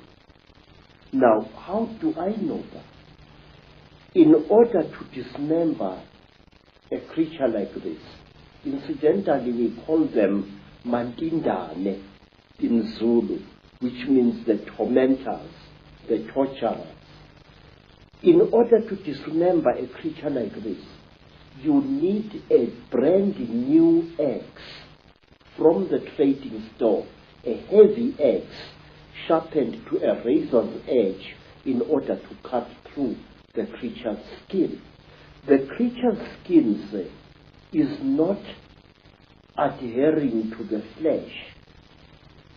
You know, my skin is clinging to my flesh, yes? But the creature, there is a gap between the creature's flesh and its supposed skin. This is a material and not a skin. So the creature is actually wearing two garments. It's wearing a completely skin-tight garment which covers its entire body. And it is wearing an overall along these lines. Very often there are no gloves. And here, to cut up a mandindane, you need very, very sharp iron. And you have got to be a strong person even to reach its flesh. But once you have cut through the cover, the close-fitting covering, you can just open the whole thing and see the dead creature's flesh underneath it. Is that Reptilian? Yes, sir. It is. I will tell you how the creature looks like without its grey skin. It is like certain types of tropical fish. It's like the belly of that type of fish that is fried in South Africa to make fish and chips. That grey fish, that long grey fish. The texture of its real skin is like that. But the blood vessels are very close to the surface. In fact, not so long ago, Mr. Icke, right here in South Africa, several hundred school children, some black, some colored, were terrorized by a creature they called Pinky Pinky, a creature which looked as if it had been skinned alive. That was a Mandindan without its skin or costume. It's interesting when you're talking about the black eyes of these greys being a cover for something, and then you have the stories of the men in black who seem to interact not very positively, to say the least, with people involved in UFO and UFO investigation and stuff. And these men in black have these black goggle-like sunglasses, which are almost a mirror of the same. Exactly so. But let me tell you that over the last 100 years or so, the men in black have become westernized, in Africa at least. In old Africa, if you killed a Mandindan, one of these, you were visited by terrible beings who wore long black robes made of animal skin and deep hoods over their heads. And these creatures used to wear white masks with very, very terrible looking black eyes painted on them. They were called Izilo Zengubo, the beasts of the blanket. And may I tell you that these terrible beings, our African version of the men in black, used to play an important part in the choosing of certain kings in South Africa. That is one of the stories that I wish to tell you in greater detail one day. Whenever you have harmed a Mandinda, you received a visit from men in black. And one of my uncles was a night watchman just after the Second World War. And he saw what he thought was a burglar breaking into a factory which stored surplus army property. And he threw his knobkiri at this figure and hit it very hard. The creature fell behind some boxes, and then and only then did my uncle, a tough old Zulu, realize that the thing he had brought down was not a human being at all, not a young thief, but a Mandinda. My uncle threw down his second stick and ran screaming out of the factory. And not long after that, because my uncle had taken from the creature what he thought was its bag, he took the bag with him to Alexander Township after he had run out of the factory, but he could not open the bag.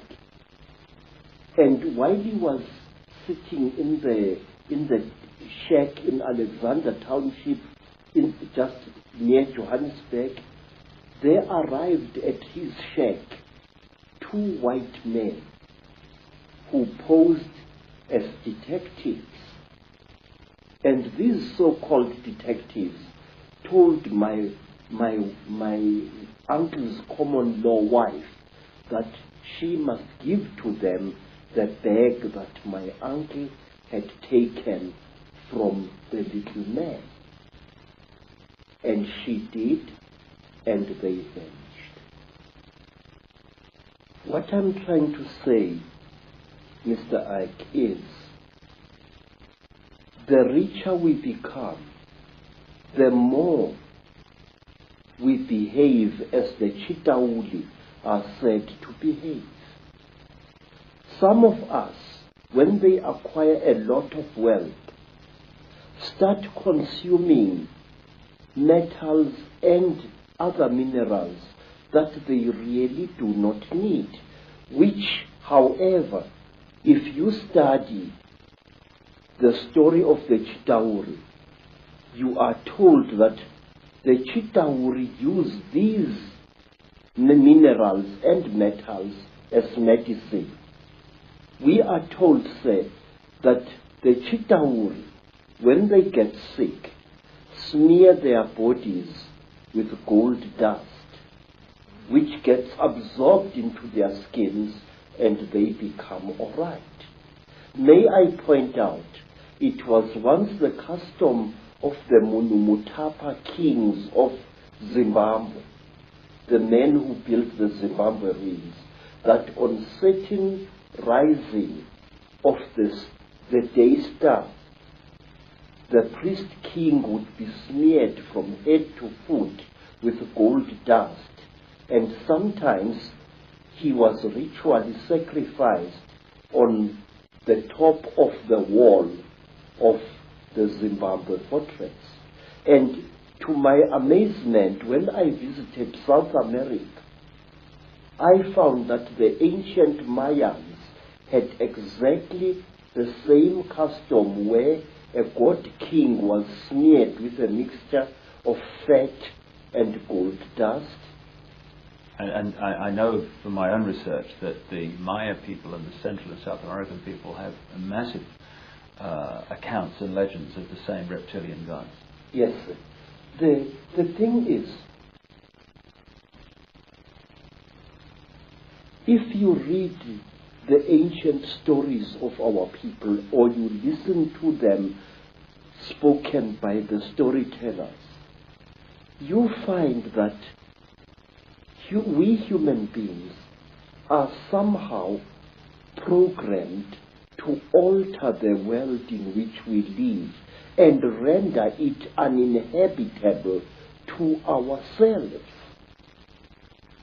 We are told, say, by the griots of Nigeria, by the griots of the Dogon people, that at one time, a few thousand years ago almost, the entire Sahara Desert was not a desert at all. In fact, photographs have been taken of the certain parts of the Sahara from high up, which show ancient irrigation systems where there is now wind-blown desert. Questions: are we being used as instruments for the destruction of our own species? I say yes. The wealthier a person is, the more like a Chitauri he or she behaves. Some wealthy people even go to the extent of throwing away their old spouses and acquiring new ones, exactly as King Samahongo of the Chitauri does. He kills and eats all his wives when they can no longer make love to him properly, and he acquires new ones.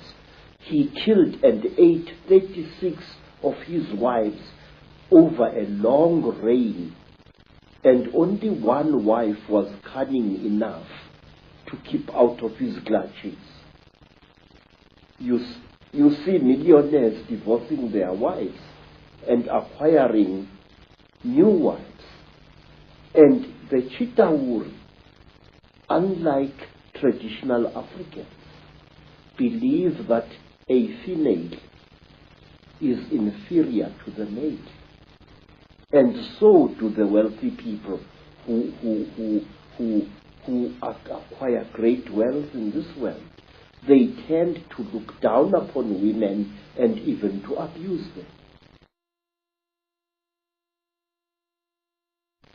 Well, let's connect this into the present day. And one thing that is a constant recurring theme is the reptilians or an extraterrestrial race interbreeding with humanity and creating particular bloodlines. And you've got an amazing artifact, I guess that's the word, necklace here, which I know is incredibly heavy, which has a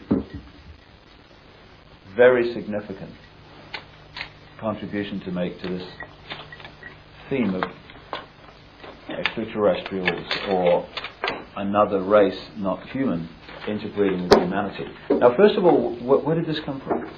Sir, we don't know. This necklace has been around for so long that we don't exactly know from which tribe it came.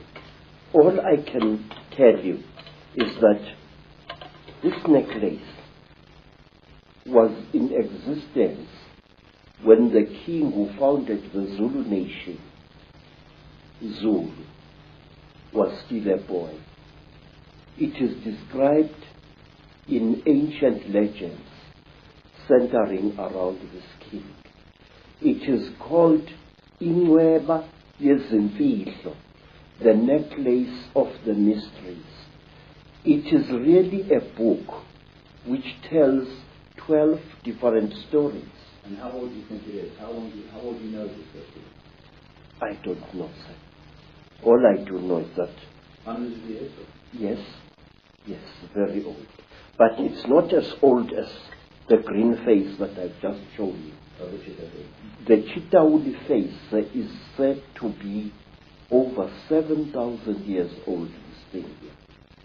Now, this necklace enshrines several mysteries in it. Inside here are stones which are not from this earth. It is a very amazing story. There are 3 pebbles in here which stories say were brought to this earth by an alien baby which played with a human baby in the northern Transvaal. This... First of all, that looks so much, well, it obviously looks very much like a spacecraft. Yes. This half-molten object here used to be a serpent-like necklace worn by a Mashona chief. He went to investigate something which had landed in the bush and which was killing his people. And he went with his battle axe to attack this object.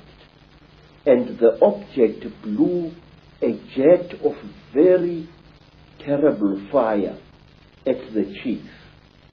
And he became just smoke. And this was all that was left of him. Now, this necklace enshrines one of the oldest and the greatest mysteries in our country. That the god beings which we call by the name Chitauri and which are called Zishwezi or Imanugela in the languages of other tribes throughout Africa.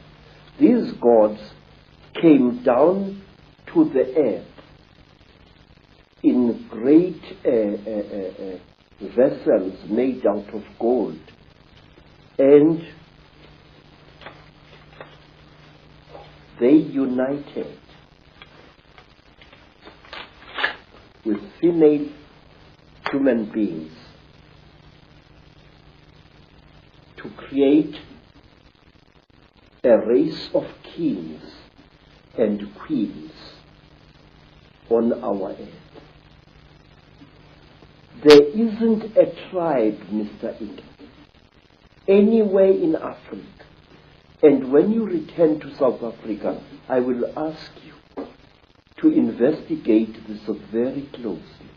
There isn't a tribe anywhere in southern, central, western and eastern Africa which doesn't claim that kingship was a system that was brought down from the sky by gods who either traveled in swings, as the pygmies of Zaire say, or who came down in huge vessels which were shaped like bows, vessels made of gold, vessels bigger than mountains. I wish to share these things with you, sir, as briefly as I can.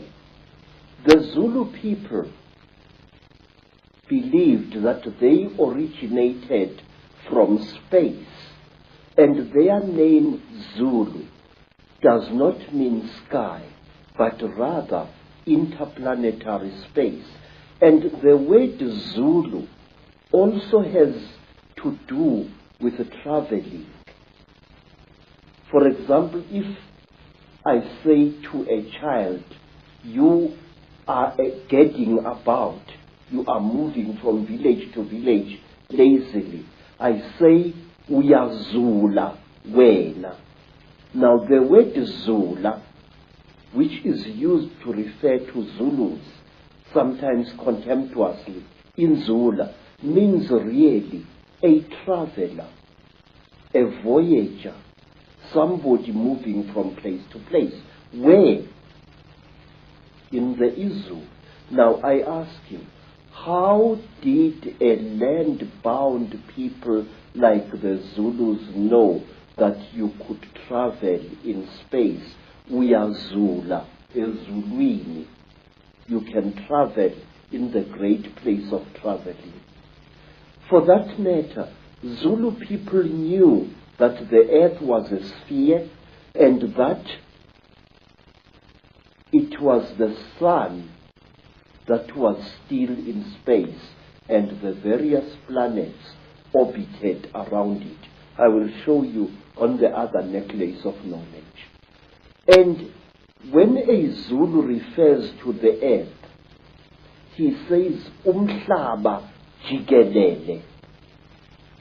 Now, the word jikelele implies a spherical or a hemispherical object.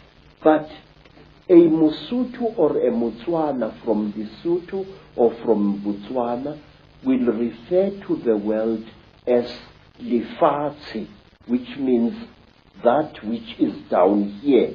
And he will say, when he refers to the earth's shape, Lefatshe ka Bophara. Now this word ka Bophara means the earth in its width.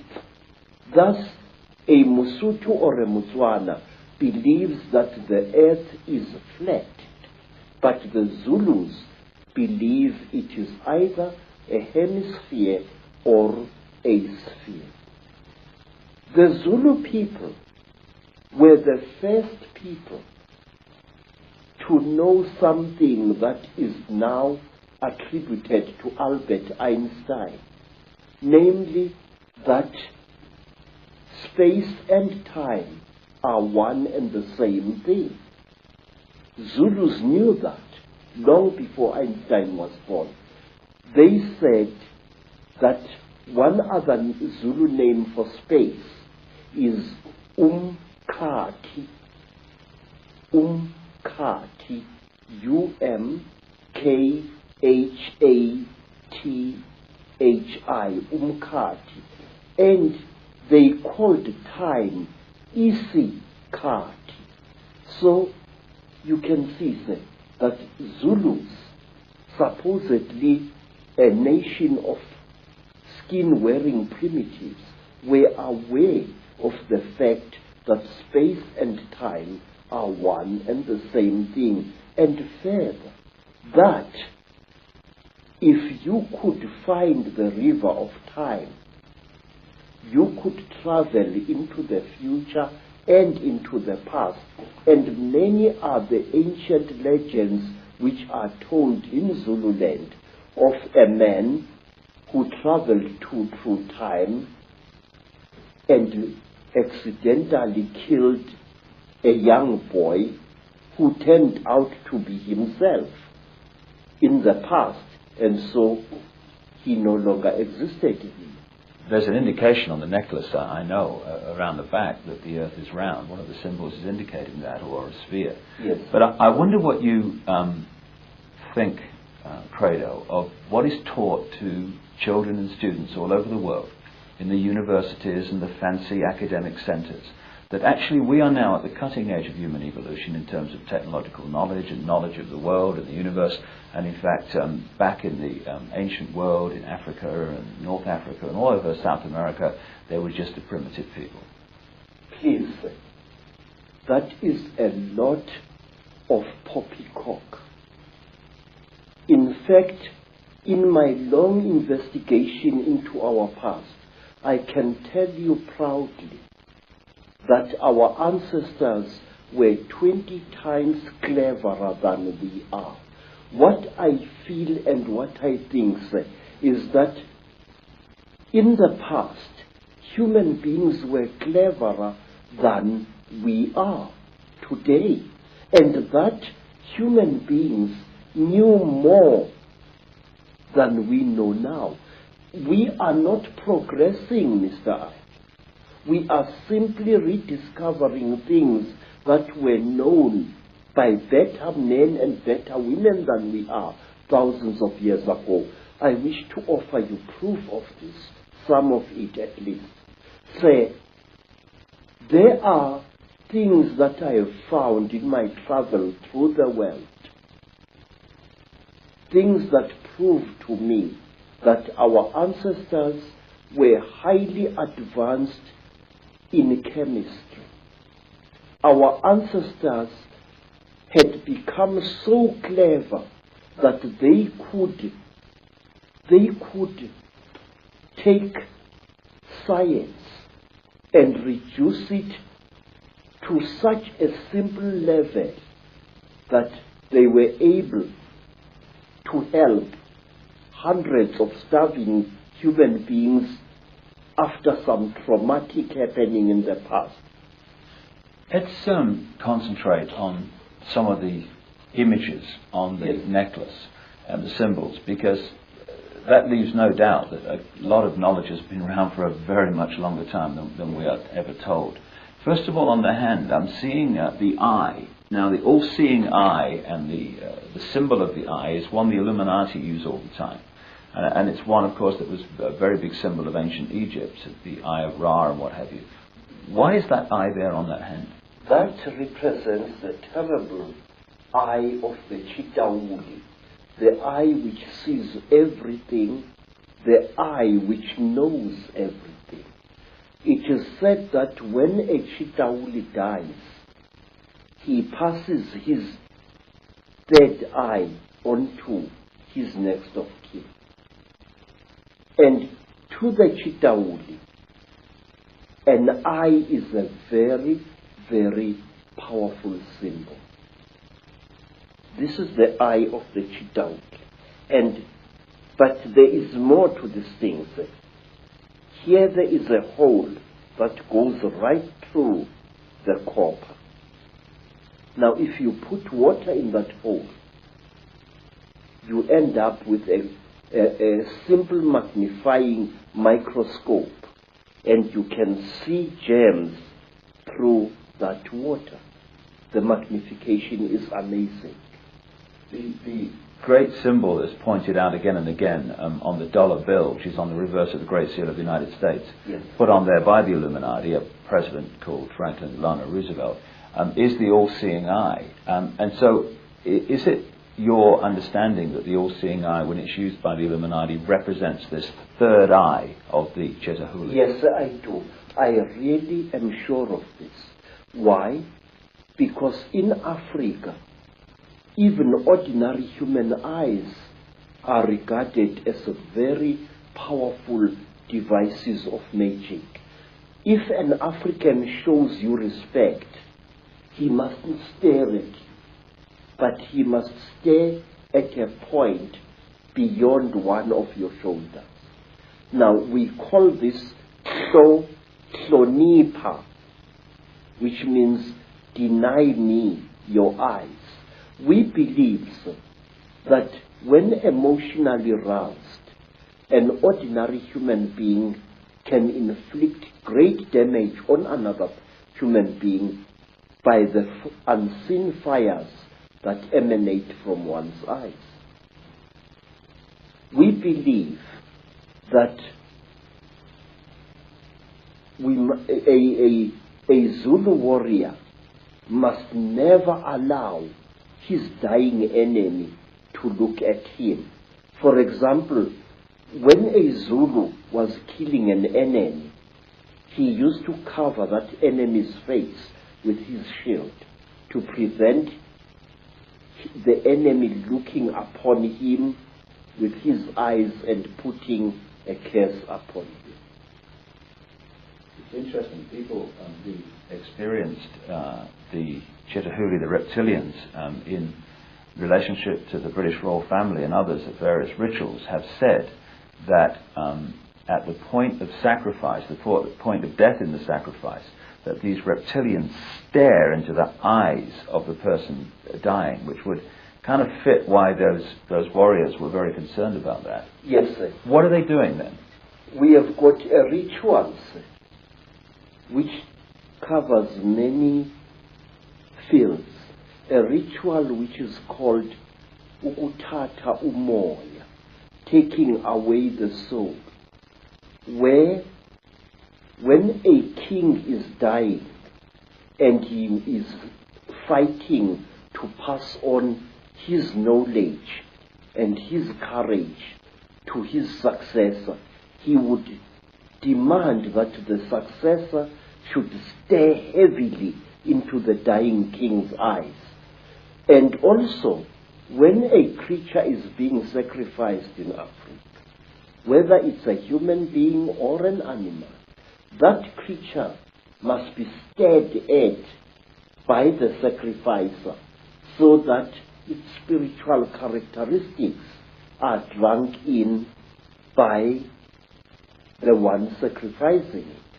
I have seen many times on hunting expeditions in Kenya, Tanzania, and other parts of Africa, when a lion is just about to breathe its last, the hunter, one of the hunters, will stare into the lion's eyes until the lion's eyes start glazing in death. It is drinking in the soul. We believe that the eyes are not just for seeing, that they are for taking as well. Now, on the hand here is what looks like the symbol of the constellation of Orion. What's the significance of that? Say, people throughout Africa believe that the original human beings either came from Orion or the gods for whom read the Chitauli and many other alien nasties actually come from that constellation. We call it the constellation of Umhambi, the one who travels very, very far away.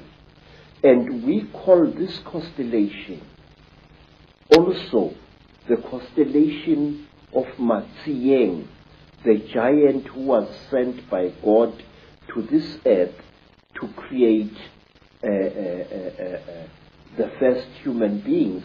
Matsieng was accompanied by a male lion with a very black mane, and he was also accompanied by his dog.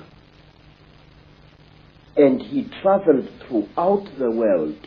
He first created the first race of human beings, and they were so stupid in appearance that he buried them alive in a cave, and then he created the next race of human beings, which was clever, and we are the descendants of that race.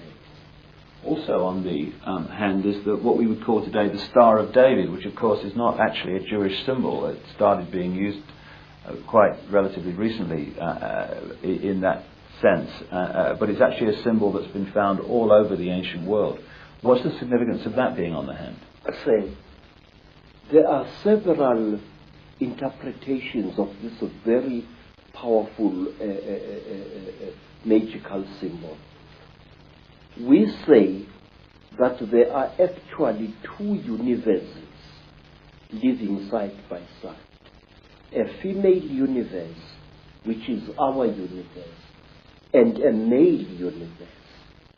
And to Sanusis, these two triangles, a triangle facing downwards represents the descending female principle, and a triangle going upwards represents the rising male principle.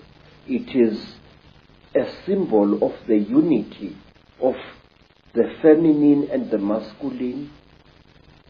It is in fact the symbol, a very important symbol of duality. Is this the kind of shape of spacecraft, etc., or flying craft that the beings from other planets were supposed to have flown in, or not? No. This, you see, there are various shapes. There are spacecrafts which are shaped like boomerangs or bows. These are very, very, very big. Then there are spacecraft which are shaped like pipes, like huge pipes, roughly pointed at either end. And out of those huge pipes come these little things here now. They are carried inside these huge pipes. Yes, sir. Now, we could talk about this fella. Yes. First of all, the penis and all this stuff, that relates, I would have thought, to the penis of Osiris in Egyptian legend, and the same recurring theme. Would that be along the right lines? We say that King Samahongo, who is represented here, the lord of all the Chitauri, call them what you will, had his penis cut off by Prince Muari, an African hero, and he replaced it with a golden one. Originally, we are told, this thing was made of gold. And now each time when we recall the story of the great marriage between human women and Chitauri men, we unite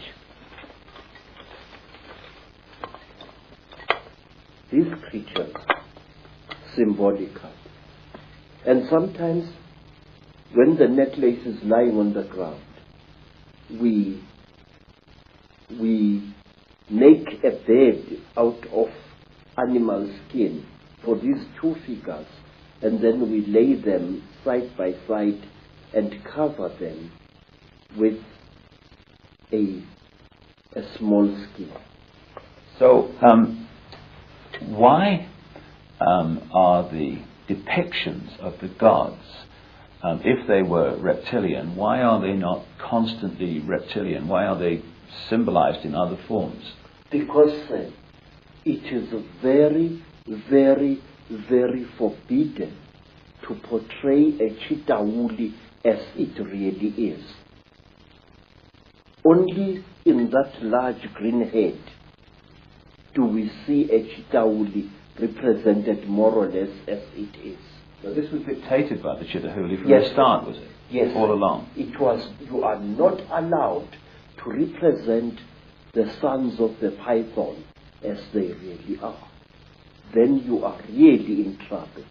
If you want to talk about the Chitauli, you must either play with shadows, you must place an image of a Chitauli against a light and project its shadow onto the wall.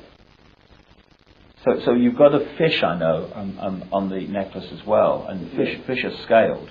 Is this anything to do with the symbolic representation of the Chitauli in a way that they couldn't do it openly? Yes, also there is a particular Chitauri who is called Wowane by our people. Wowane was one of the few good Chitauri, because there are also some good people amongst them. And Wowane had a brother called Mpangu. According to one of the great stories, there erupted a terrible war on the red world where human beings had originally been created. And this war was between men and women. Yes, sir. And in this world, men and women nearly decimated each other. But they were rescued by the Earth Mother, who sent a great Nkanyamba, that is, a great dragon, to come out of the sky to take them into its stomach and to bring them down to, not to our earth, to a beautiful watery world near the star of the red dog, Injebomvu, which the white people call Sirius, the star of anger. There, human beings were settled, but human beings started eating creatures which they found in the sea, which they thought were fishes, but which were really human beings. Human beings, we are told, started eating the Chitauli who lived in the sea, according to one story. And the Chitauli fought back against human beings. They attacked them with tornadoes, they attacked them with tidal waves, and the human race was nearly wiped out. And then two brothers, two Chitauli youths, Mpangu and Wowane, took pity upon the human race. And they went into the sky and looked for a great egg.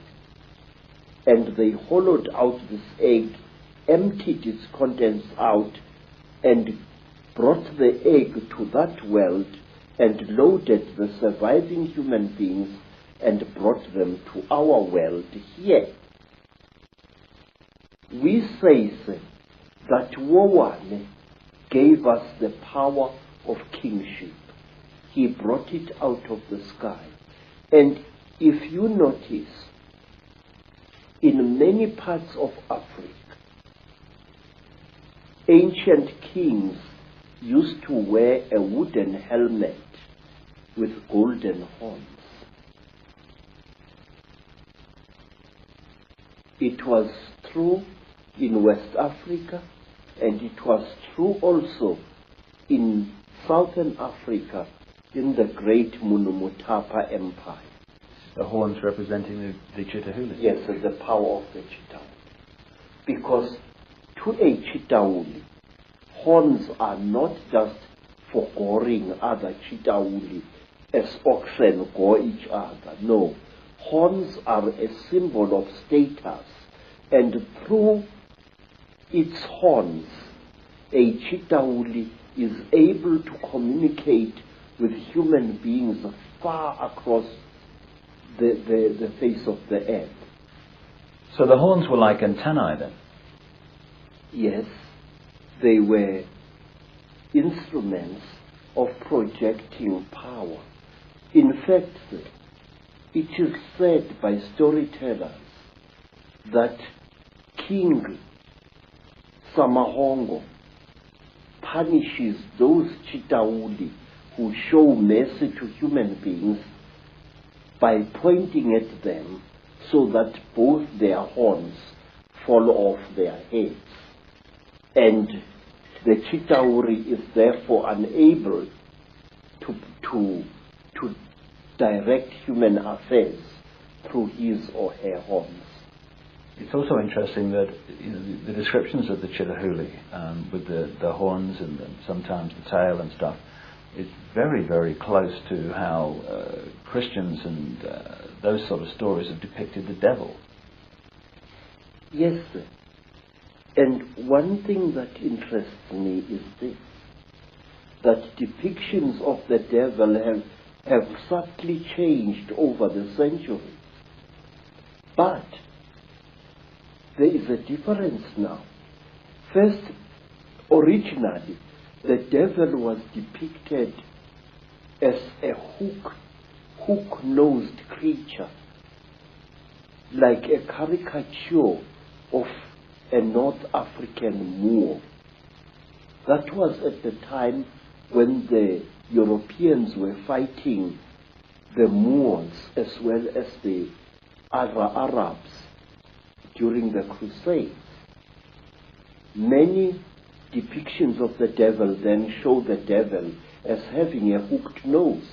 And then later, somewhere in the 19th century AD, the devil was depicted as an African with a snub nose, thick lips, and very dark skin.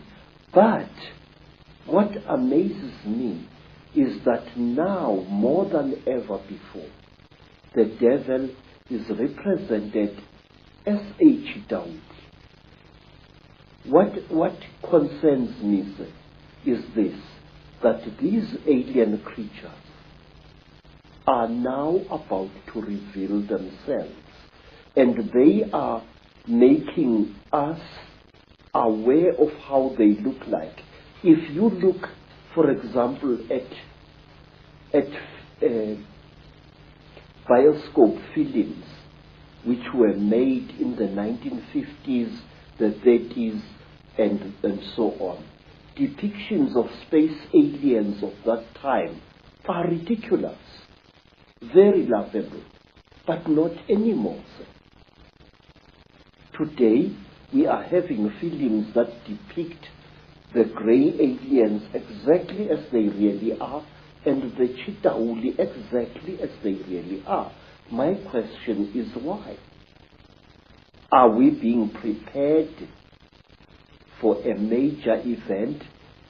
And let me share this with you.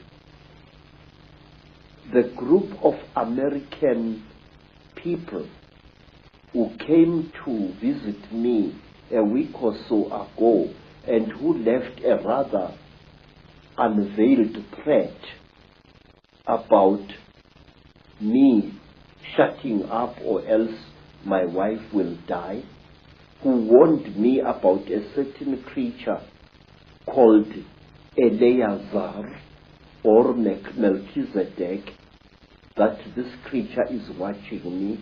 These people said this, that on Lake Titicaca there is a hidden beam of light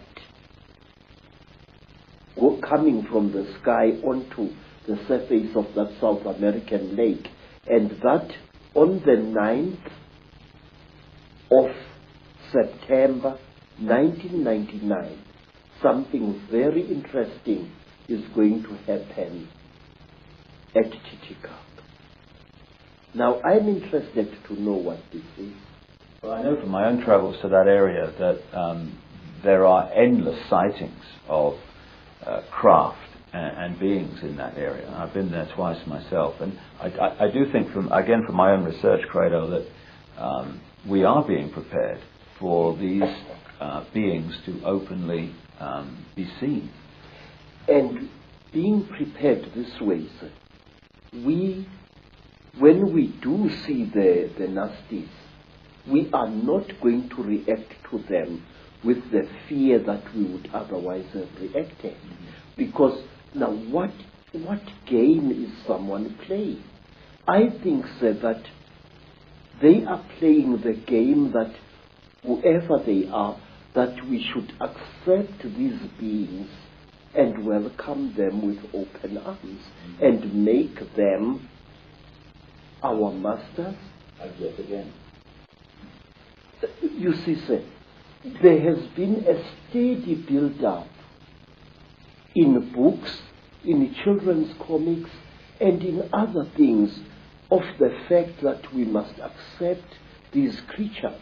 It started with the film E.T., where a cute little alien creature got lost on earth and fought hard to be accepted by human beings. I think the same thing is on the cards here. The question is why?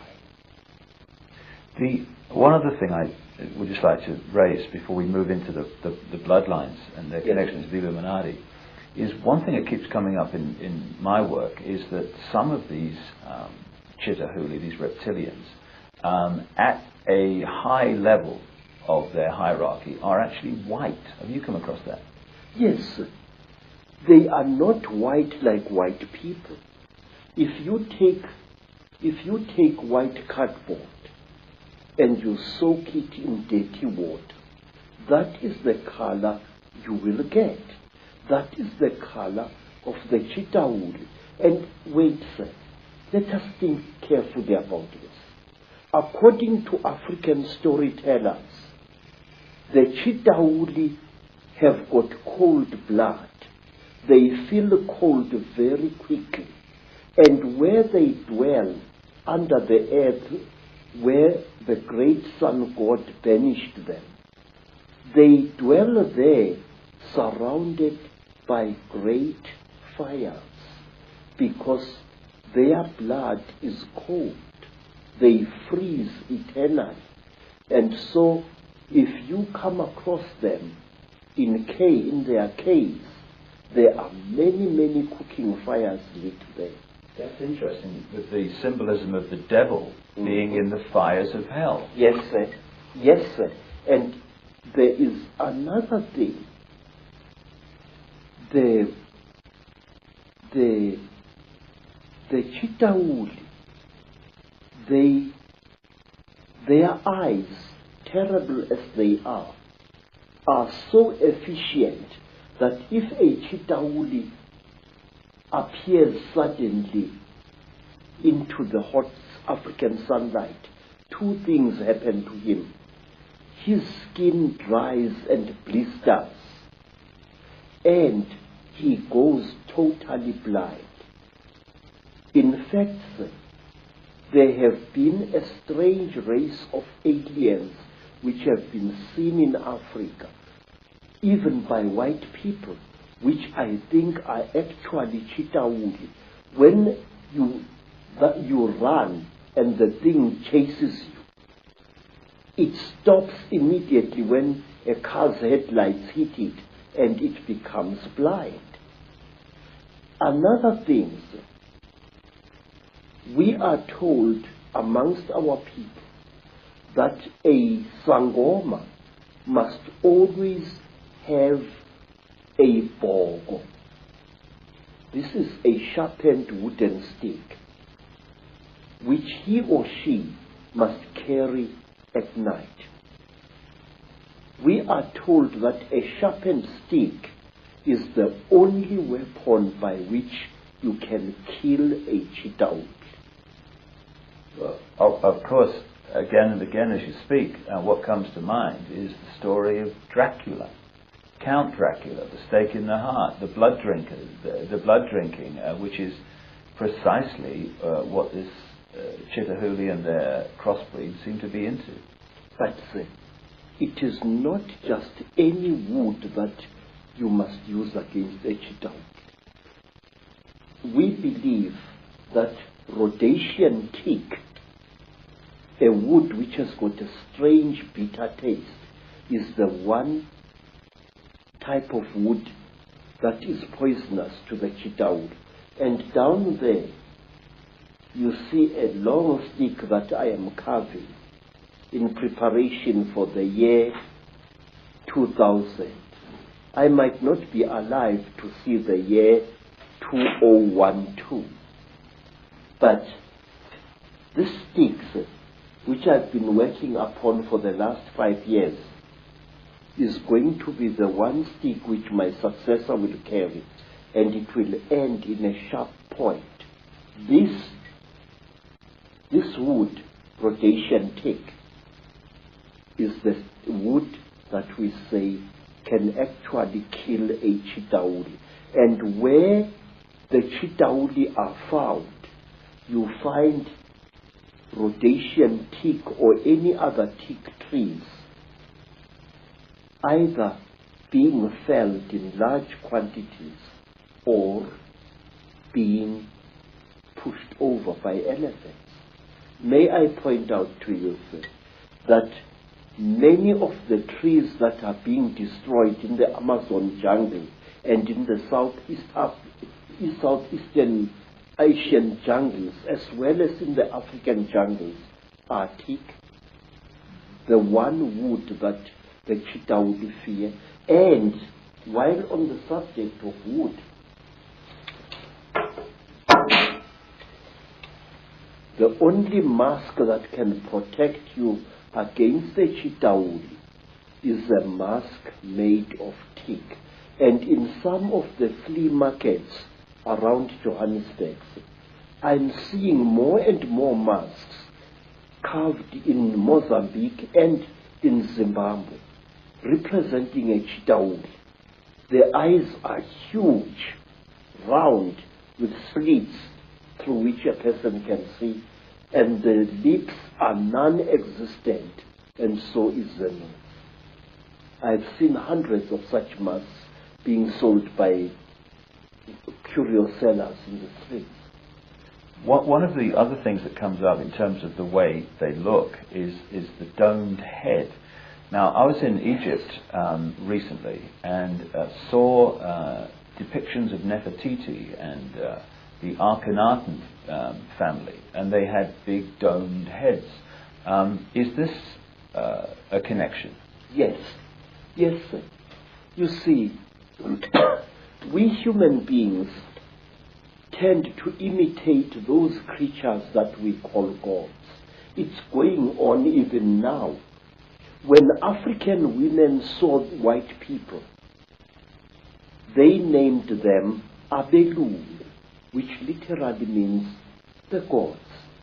And today, in America and in Africa, black women and some black men are going out of their way to give themselves hair which is European and not African in character. Now this thing it dates back thousands of years. First of all, the one race of the Chitauri, the ones that are called Nomo or Nomo by the Dogoni people, are depicted as having beard-like growths of the same type that look like the beards of Egyptian pharaohs. They are shown having, it is said that when a Chitauri gets very old, after tens of thousands of years, he or she develops a bone-like growth under the chin, which twists around like the horn of that kind of fish-like creature I saw in Europe in a picture called a narwhal. And this thing curls up this way. Now, Egyptian pharaohs used to wear beards like that. And some African kings wore beards like that, real beards or even false beards made out of ivory or out of the tusk of a warthog. And there was a time definitely in history when African kings as well as Egyptian pharaohs went out of their way to imitate the appearance of the Chitauri. Queens like Nefertiti had their faces misrepresented by the court painters. They looked exactly like the Chitauri as near as possible. The high cheekbones, the drooping chin, the unusually large head. African sangomas, African inyangas, ancient Egyptian pharaohs, all of them used to wear headdresses that made their heads look much larger than they actually were. If you look, say, at the crown, certain crowns worn by Egyptian kings, the whole head, the crown, is intended to be an extension of the pharaoh's head, to give the pharaoh an appearance of above average intelligence. In Africa, we had kings who favored headdresses made out of the scrotums of elephants or rhinoceroses or even buffaloes. A scrotum which was dried and made bulbous and worn on the head by the king to make his head look larger than it was. And lastly, in ancient Greece, at the time when Greece reached the great heights in its culture and civilization, the great ruler Pericles used to wear a special soldier's helmet with a bulbous skull, a helmet which made his head look much bigger than it really was. Do they still do that today? Are there still African traditions that do that today? Yes, very much so. And in America, some Native American shamans used to wear a special hat made out of the head and the horns of a buffalo, which also made the man's head look bigger than it is. Say, the Pope in Rome wears a hat which is intended to show him as having a brain bigger than average.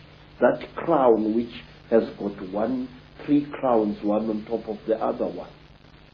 And now, bishops, especially in the Greek Orthodox Church, they wear crowns like that. And the Tsar of Russia, one of the Tsars, wore a bulbous crown which was in two sections, which made his head bigger than it really was. And in Persia, in Iran, some ayatollahs wear a turban whose effect is to make the man's head look bigger than it is. So does a Sikh. And so, for that matter, to the ancient priests of Israel, they also wore an iron-shaped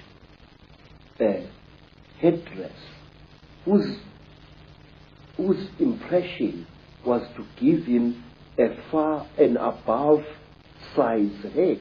Aren't there also traditions in which they manipulate children's heads as they're growing so that they become more stone-like? Yeah. During my travels in Africa, sir, I came across an amazing people whom you must visit. They are called the Mangbetu people, and they live near Lake Rudolph in Central Africa. They are a beautiful, aristocratic people. And what they don't know about the universe is just not worth knowing. The Mangbetu people believe that an elongated skull with a flattened forehead pleases the gods. They flatten the skulls of their children, causing constant headaches to the child, even when the child has grown into adulthood. And I asked a beautiful Mangbetu woman, "Madam, why do you torture your children this way?" The woman, the wife of a senior chief, said to me, "Look, the gods want us to be like this. Story that you're telling, Credo, from the African perspective, is it in effect the same story as told in the tens of thousands of clay tablets found in what we now call Iraq, who've become known as the Sumerian tablets, that talk about a race of gods called the Anunnaki, who came in and brought knowledge, ruled the people, and interbred them? Yes. Do you say, therefore, that the Anunnaki in those stories that have increasingly, of course, been translated in a number of books, they were reptilian, you say? Say, all I do know is this, that here in South Africa, amongst the Xhosa people, amongst the Zulu people, there are beings who are very revered even now, and they are called Amanuna or Amanono. Amanono is Zulu, Amanuna is Xhosa. Now these beings are godlike beings, we are told. They can change their faces. They can change their appearance. Yes, sir. They are shape shifters. A manuna, now if a Xhosa man has married a very beautiful wife, a wife whose face seems to change every day, he teases that wife by calling her his Inuna, Linuna Lam. In other words, a shape shifter. It is said that the people who are closest to the hearts of the Manuna gods are women. And why? Because the women give to the Manuna the power of, they worship the Manuna, they hero worship them, which explains why Nefertiti wanted herself to look like one of them, and her children too. She was actually hero worshipping these creatures, and the how you say, women are copycats, and I'm not being sexist when I say this. Women will copycat any being that they think is supreme. In Egypt also, you have the python-like headdresses, which are pretty obvious when you look at them, that the pharaohs were connected with. Yes, sir. And the reptile has played an unusually strange part in the culture of all African tribes. For example, it is my suspicion that we black people of Southern Africa are going to be deprived of our nationhood in the very near future, and that we are going to be ruled by people of Uganda. But wait, what is the real meaning of the word Baganda? Baganda. And what is the creature that you see depicted on the walls of houses and on the roofs of houses of some of the greatest empires in Africa? It is the python. There was a golden python which was used as a decoration on the roof of the house in which the king of Benin, the Oba, lived. Zulu people revere the mamba, a very terrible snake. Zulu people revere other snakes as well. And in Venda, in the northern Transvaal, the Venda people regard the snake as well as the crocodile as sacred. And they, even today, their girls dance at initiation, a long, rather sinuous dance representing the movements of a python. And they call that dance the Domba dance. And Domba is the ancient name for a female python. Well, wherever you look, all over the world, whether it's the Maya of Central America, you look at South America, Africa, anywhere, the symbolism of the snake, the crocodile, the representation of the reptilian is there. You go into Europe, and the Illuminati created cathedrals like Notre Dame in Paris. You've got the stately homes of the aristocracy, etc., with the gargoyles, the reptilian figures. It's been in our face, but we just somehow have had a blind spot to see it. We human beings have idolized the reptile since the very supposed birth of our history. Go even further, much further. What was the creature which was honored by the ancient Greeks in their Delphic oracle? The python. What is the creature that stands next to the figures of the goddess Athena? The python. No matter where you look, go to China, where I once went. Who are the principal characters who brought wisdom to humankind? Creatures, part snake and part human being. One of whom I remember correctly was called Nu, a word which occurs also in Africa.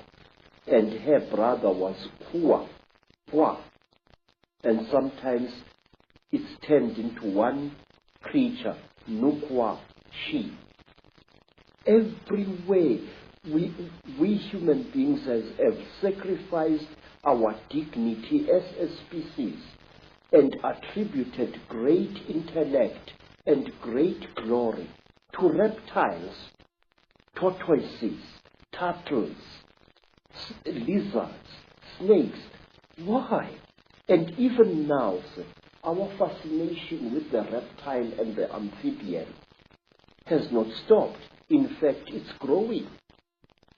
The popularity of all those dinosaurs, in cartoon as well as in serious form, it makes me uneasy. If we could just pick up this line of bloodlines, which the Sumerian tablets talk about, which you talk about, the interbreeding of humanity, and how the accounts explain that these crossbreeds were put into the positions of royal ruling power, almost as like demigods, middlemen between the gods, the Chittahuli, the reptiles, and the people. Those bloodlines, in my own research, became the European royal families and aristocracy, and today are the ruling, banking, business, and political and royal lines of the world. And the genealogy supports this increasingly. Is there a tradition also that the royal lines of Africa go back to the same source? Please, you don't have to believe me. Go to Rwanda and there talk to the people there. They will tell you that the founding ancestors of their dynasties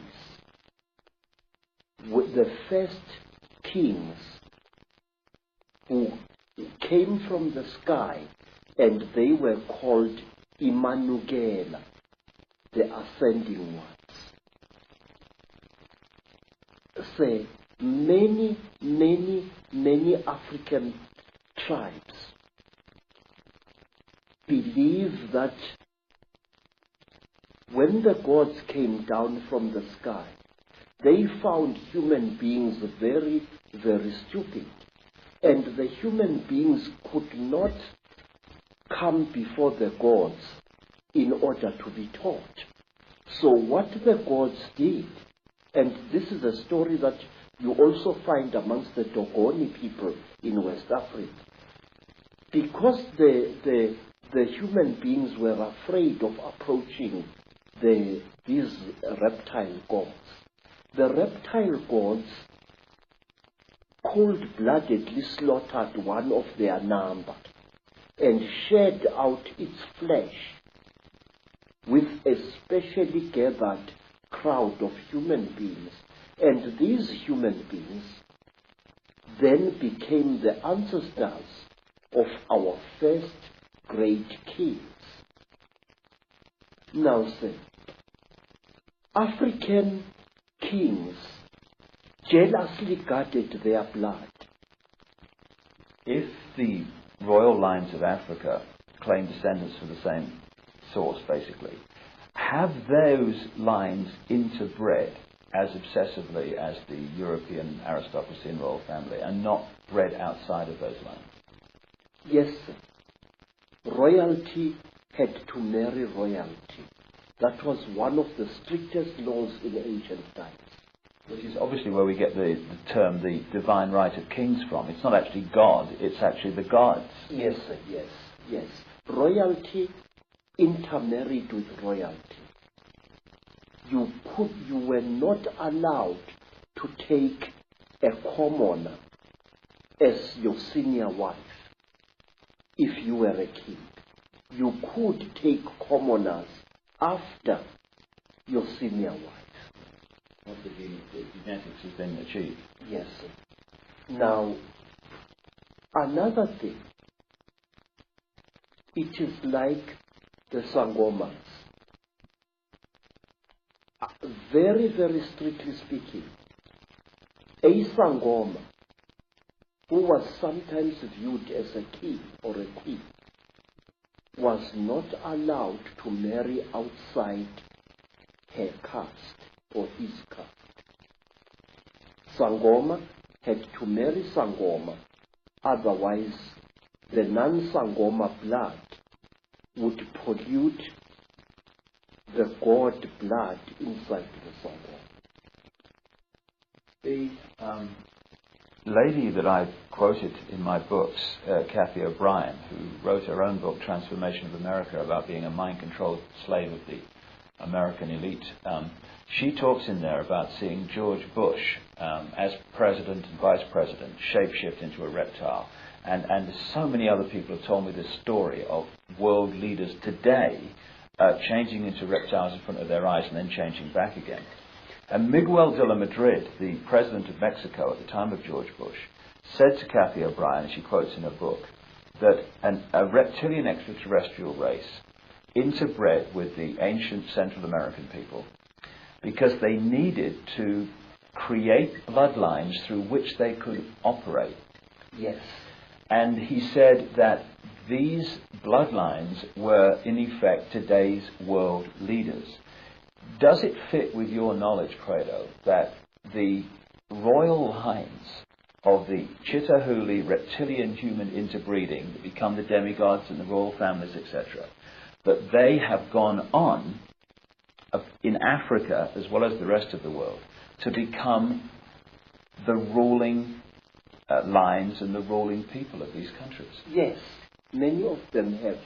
In fact, some of Africa's most terrible warmongers, men who have drenched large areas of Africa in unnecessary blood and suffering, are directly descended from some of our greatest emperors of 600, 500, or even 1,000 years ago. Just as the American president felt. Say, I would like to tell you about a man called Jonas Savimbi. Jonas Savimbi is a descendant of some of the greatest Angola kings. In fact, the entire land called Angola was a breeding place of kingship in Africa.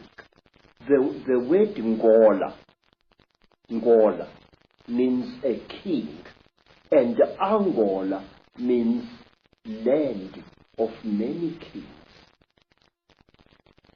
I must say, the way that the evidence that I'm uncovering is going, and it's going there very fast, and it syncs so much with what you're saying, is that a race from the stars, a reptilian race, interbred with humanity, they created crossbreed bloodlines, which became the middlemen, the demigods, the royal kings and lines and ruling power in the ancient world, and through interbreeding has become the presidents, the ruling people at the top of the power structures of banking, of politics, of the military, of all areas of our lives, of business, all of it.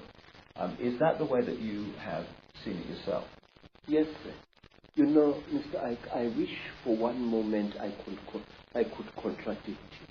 But for the last 40 years, I have observed an extremely disconcerting phenomenon in South Africa and in other parts of Africa as well. And this is the phenomenon. You find a rising black leader, a real leader amongst men, a ferocious activist for the rights of his people. This man starts something, whether it's a revolution or whatever, he starts it. And you look at his ancestry, because in Africa we look very closely at a man's ancestry. And you find that this man is nothing. Although he is doing such great deeds, he is actually a descendant of very peasant people. And you are worried. And all of a sudden, this black man will come to a sudden violent end, and a person who is totally new will take his place. And when you look at the ancestors of these people, this man, you find that he, or even she, is a person of very, very ancient African royalty. Now, let me show you. There was this war in Rhodesia, and many people got killed there. And there was a very fierce and dedicated general. His name was Tongogara. And Tongogara fought in Rhodesia. And just when victory was won, Tongogara was killed in a terrific explosion. Somebody put a bomb thing in his car and killed him very badly. But wait, Tongogara had been a descendant of a blacksmith. His surname, Tongo Gara, means powerful hammer. Now, who replaced Tongogara? A man called Robert Mugabe. Now, you can't get more royal than that. Mugabe is descended from ancient Mashona kings, and what is more, he knows it. Always, a leader is removed, and when the power really comes, a new leader descended from some faraway monarch or tribal chieftain 2 centuries or 3 centuries ago comes on the scene. Again and again there seems to be this particular force which elevates its descendants over ordinary human beings. I can give you hundreds of cases of this. Now, sir, talk about a tradition of shape shifting. African kings, even now, and even ordinary tribal chieftains, especially in times of crisis, often spread the story through the land that they are able to change shape at will. There was a time when the South African government created the various Bantu homelands, and these homelands were ruled by those tribal chiefs who were agreeable to the apartheid system. Now, some of these chiefs were very unpopular with the people on the ground, and so to build a charisma around themselves, these chiefs used to tell people that they are capable of changing shape at will. It was spoken about a certain African chief in the Transkei who became one of the first rulers of one of several black homelands there, that one day his enemies were looking for him to assassinate him, and when they broke into his house, they found a huge lion sitting on the floor, and this lion growled at them. And because of that story, because even today word of mouth is a very powerful media of communication in black communities, all enemies of that particular chief left him well alone because they feared his shape-changing powers. The final question on this particular video, Credo, because we've got a lot more to say on others. Why is it that if the Chitahuli are all around us, which I certainly feel they are, and they're operating certain bloodlines, now some people see them shapeshift. That's absolutely without doubt. I mean, so many people I've met all over the world have seen it. Into reptiles and then back again, the George Bushes, the Henry Kissingers, these key people. Why don't most people see it? First of all, I have said to you, Mr. Icke, that we human beings have got a blind spot in our brains, and this is what the Chitauli and other alien nasty boys are exploiting. Look, sir, if we are a crowd and we are standing on a city street, we will see a man suddenly grow an extra arm, and many of us will see that, but will refuse to accept what they will see. I have seen, sir, people going through severe trauma in train accidents, in car accidents, but they refuse to accept what they went through. I have seen women who have been raped several times, ferociously refusing to admit what they underwent. I've seen it many times. And these alien creatures know our weakness. They know that very often we human beings tend to censor what we see.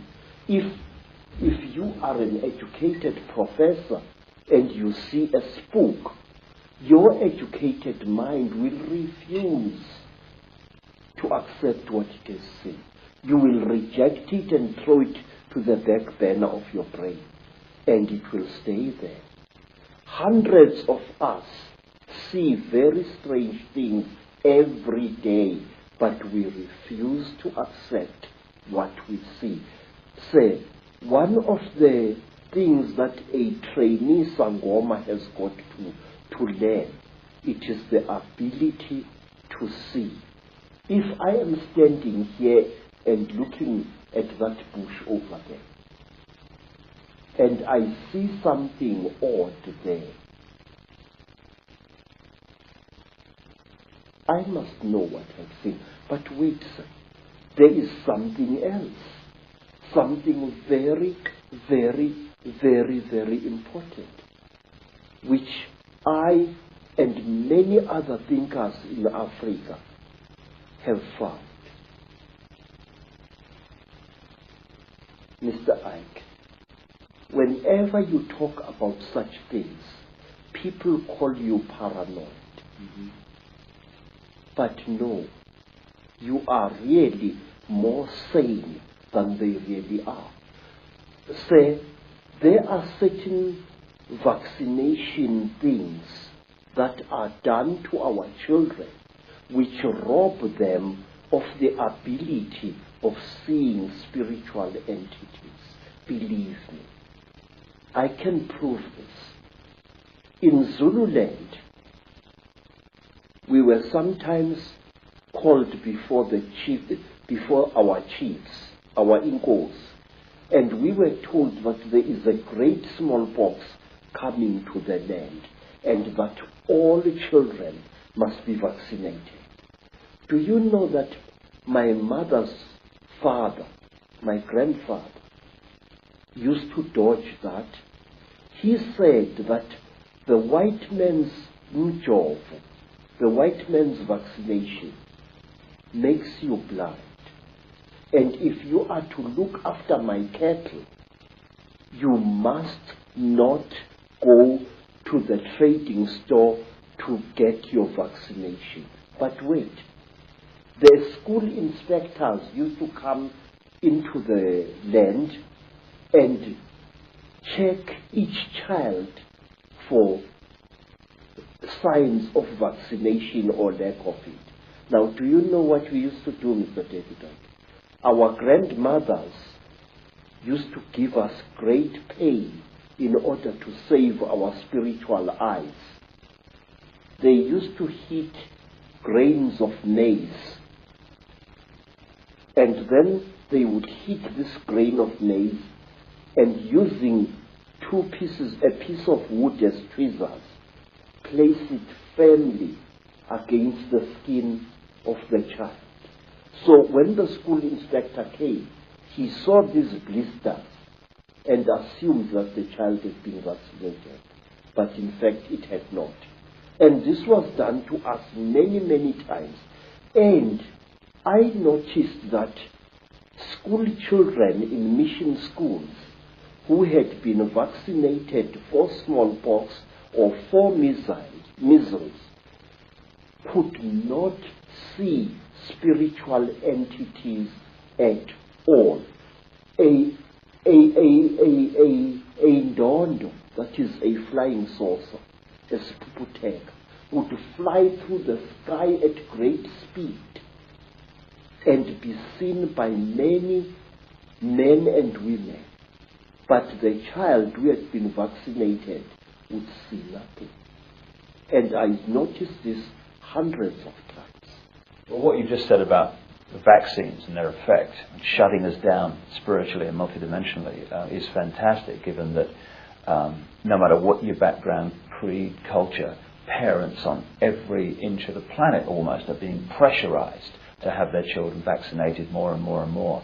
And to summarize what you've been saying, and indeed it's so much in line with what I've come to the conclusion about as well, an extraterrestrial race, reptilian race, disconnected us from our true magnificent senses in a long, long ancient world.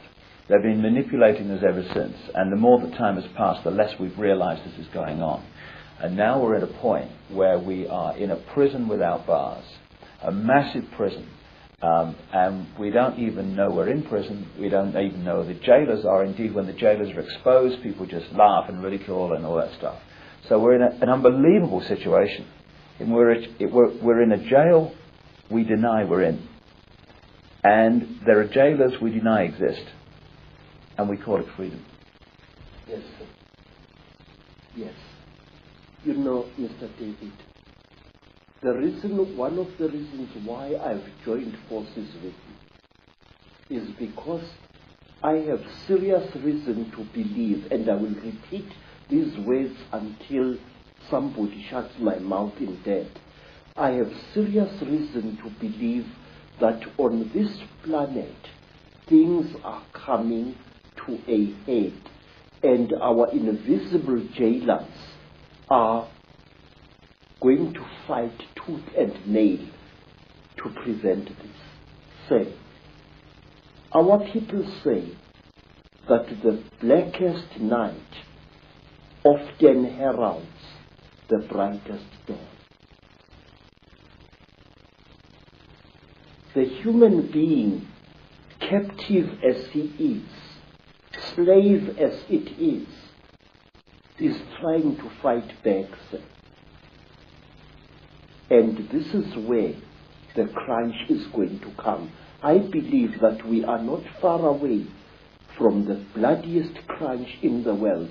And I will tell you, my visions tell me that we are going to be struck with the most terrible sword of all, the sword of money. Something is going to be done to money which will bring us all to the level of beggars. And do you know why, sir? Let me tell you. I used to work for big game hunters in Kenya. And one of them was an Italian gentleman. This Italian gentleman was such a powerful hunter, a white hunter. He used to shoot 2 bull elephants a day in Kenya, and he used to celebrate the shooting with a huge bottle. He called it a magnum of wine. I remember him pouring some of the wine onto the heads of the dead elephants. And then, one day we went with this man to the land now called Rwanda, which used to be called Rwanda-Urundi.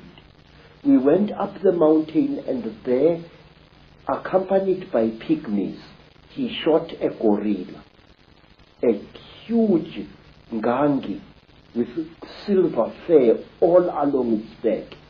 And the great beast died so bravely that this Italian hunter started weeping like a woman. He fired us, told us that the job is finished, and he never hunted again. Said, what I'm trying to tell you is this, that something inside us human beings is beginning to fight back against the Chitauri. Something inside us human beings is beginning to say no. And the Chitauri are going to drag us all right into hell itself in order to restore their power over us. Let me show you.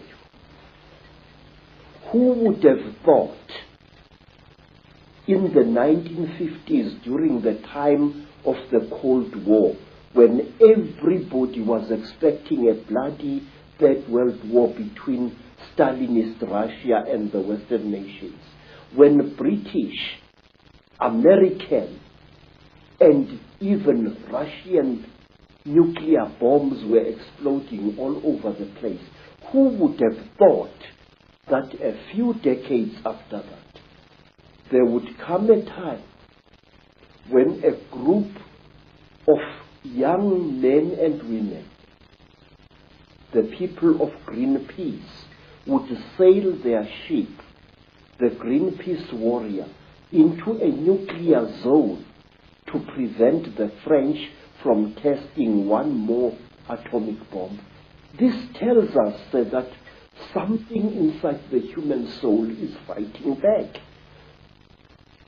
40 years ago, it was once a very glamorous thing to kill animals.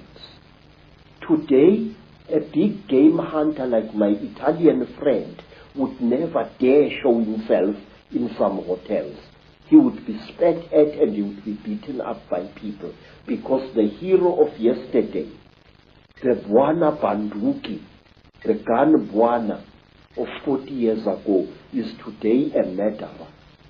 Now, things are coming to a crunch. 40 years ago, nobody cared a damn about the environment. People did not even know that there existed such a thing as an environment or a food chain. Today, there are people who would rather lose their lives than not save a buck which is drowning in a river. A God is being born inside us, all of us. But herein lies the danger. We must be aware of the Chitauri. They are real entities. They leave scars on human bodies. They kill people. They are murdering South Africa even as we are talking now. Every word you and I are speaking now is spoken too late, Mr. David Icke. AIDS is rampaging through our communities. And I have found a new disease in Botswana, which nobody is talking about even. It is 20 times more vicious than AIDS. It is called Ebola. Oh my God. And we must please be aware. Let nobody laugh when we talk about conspiracy theories. But there is one thing, sir, that I beg that you and others like you should discard. Una momento, as they say in South America. Stop calling the conspiracy a theory, sir. Theories do not kill people, Mr. David. Theories do not murder innocent children. Theories do not put multiple murderers of Kabila's stripe into power in countries. Absolutely. Theories are just ideas floating in the air. The conspiracy is real. It is there and it kills. The staggeringly intelligent, the staggeringly wise, and the staggeringly knowledgeable Credo Mutwa. And his knowledge the world needs to know. Not only is Credo a man who has gathered this enormous knowledge together, he's a man with the courage and the foresight and the wisdom to know that the world needs to hear this, even though most of the world, particularly those who run the world, don't want anyone to hear this. But if we're going to be free, and we are, then we need to know all there is to know, and not just that which the few want us to think is the world, when a very different world is unfolding all around us every day. In the next video, we're going to be taking the story on with Credo and showing how these reptilian bloodlines and this Chitahuli, this reptilian group, expanded their power across the world, took over Africa and other great continents, and today are the ruling elite that controls planet Earth. And by knowing that, and by knowing how it's done and how it works, we can take control and power back into our lives from those who have controlled us and this planet for thousands of years. It's a great time to be alive. From Africa for now. Thank you, and thanks for listening to a remarkable man.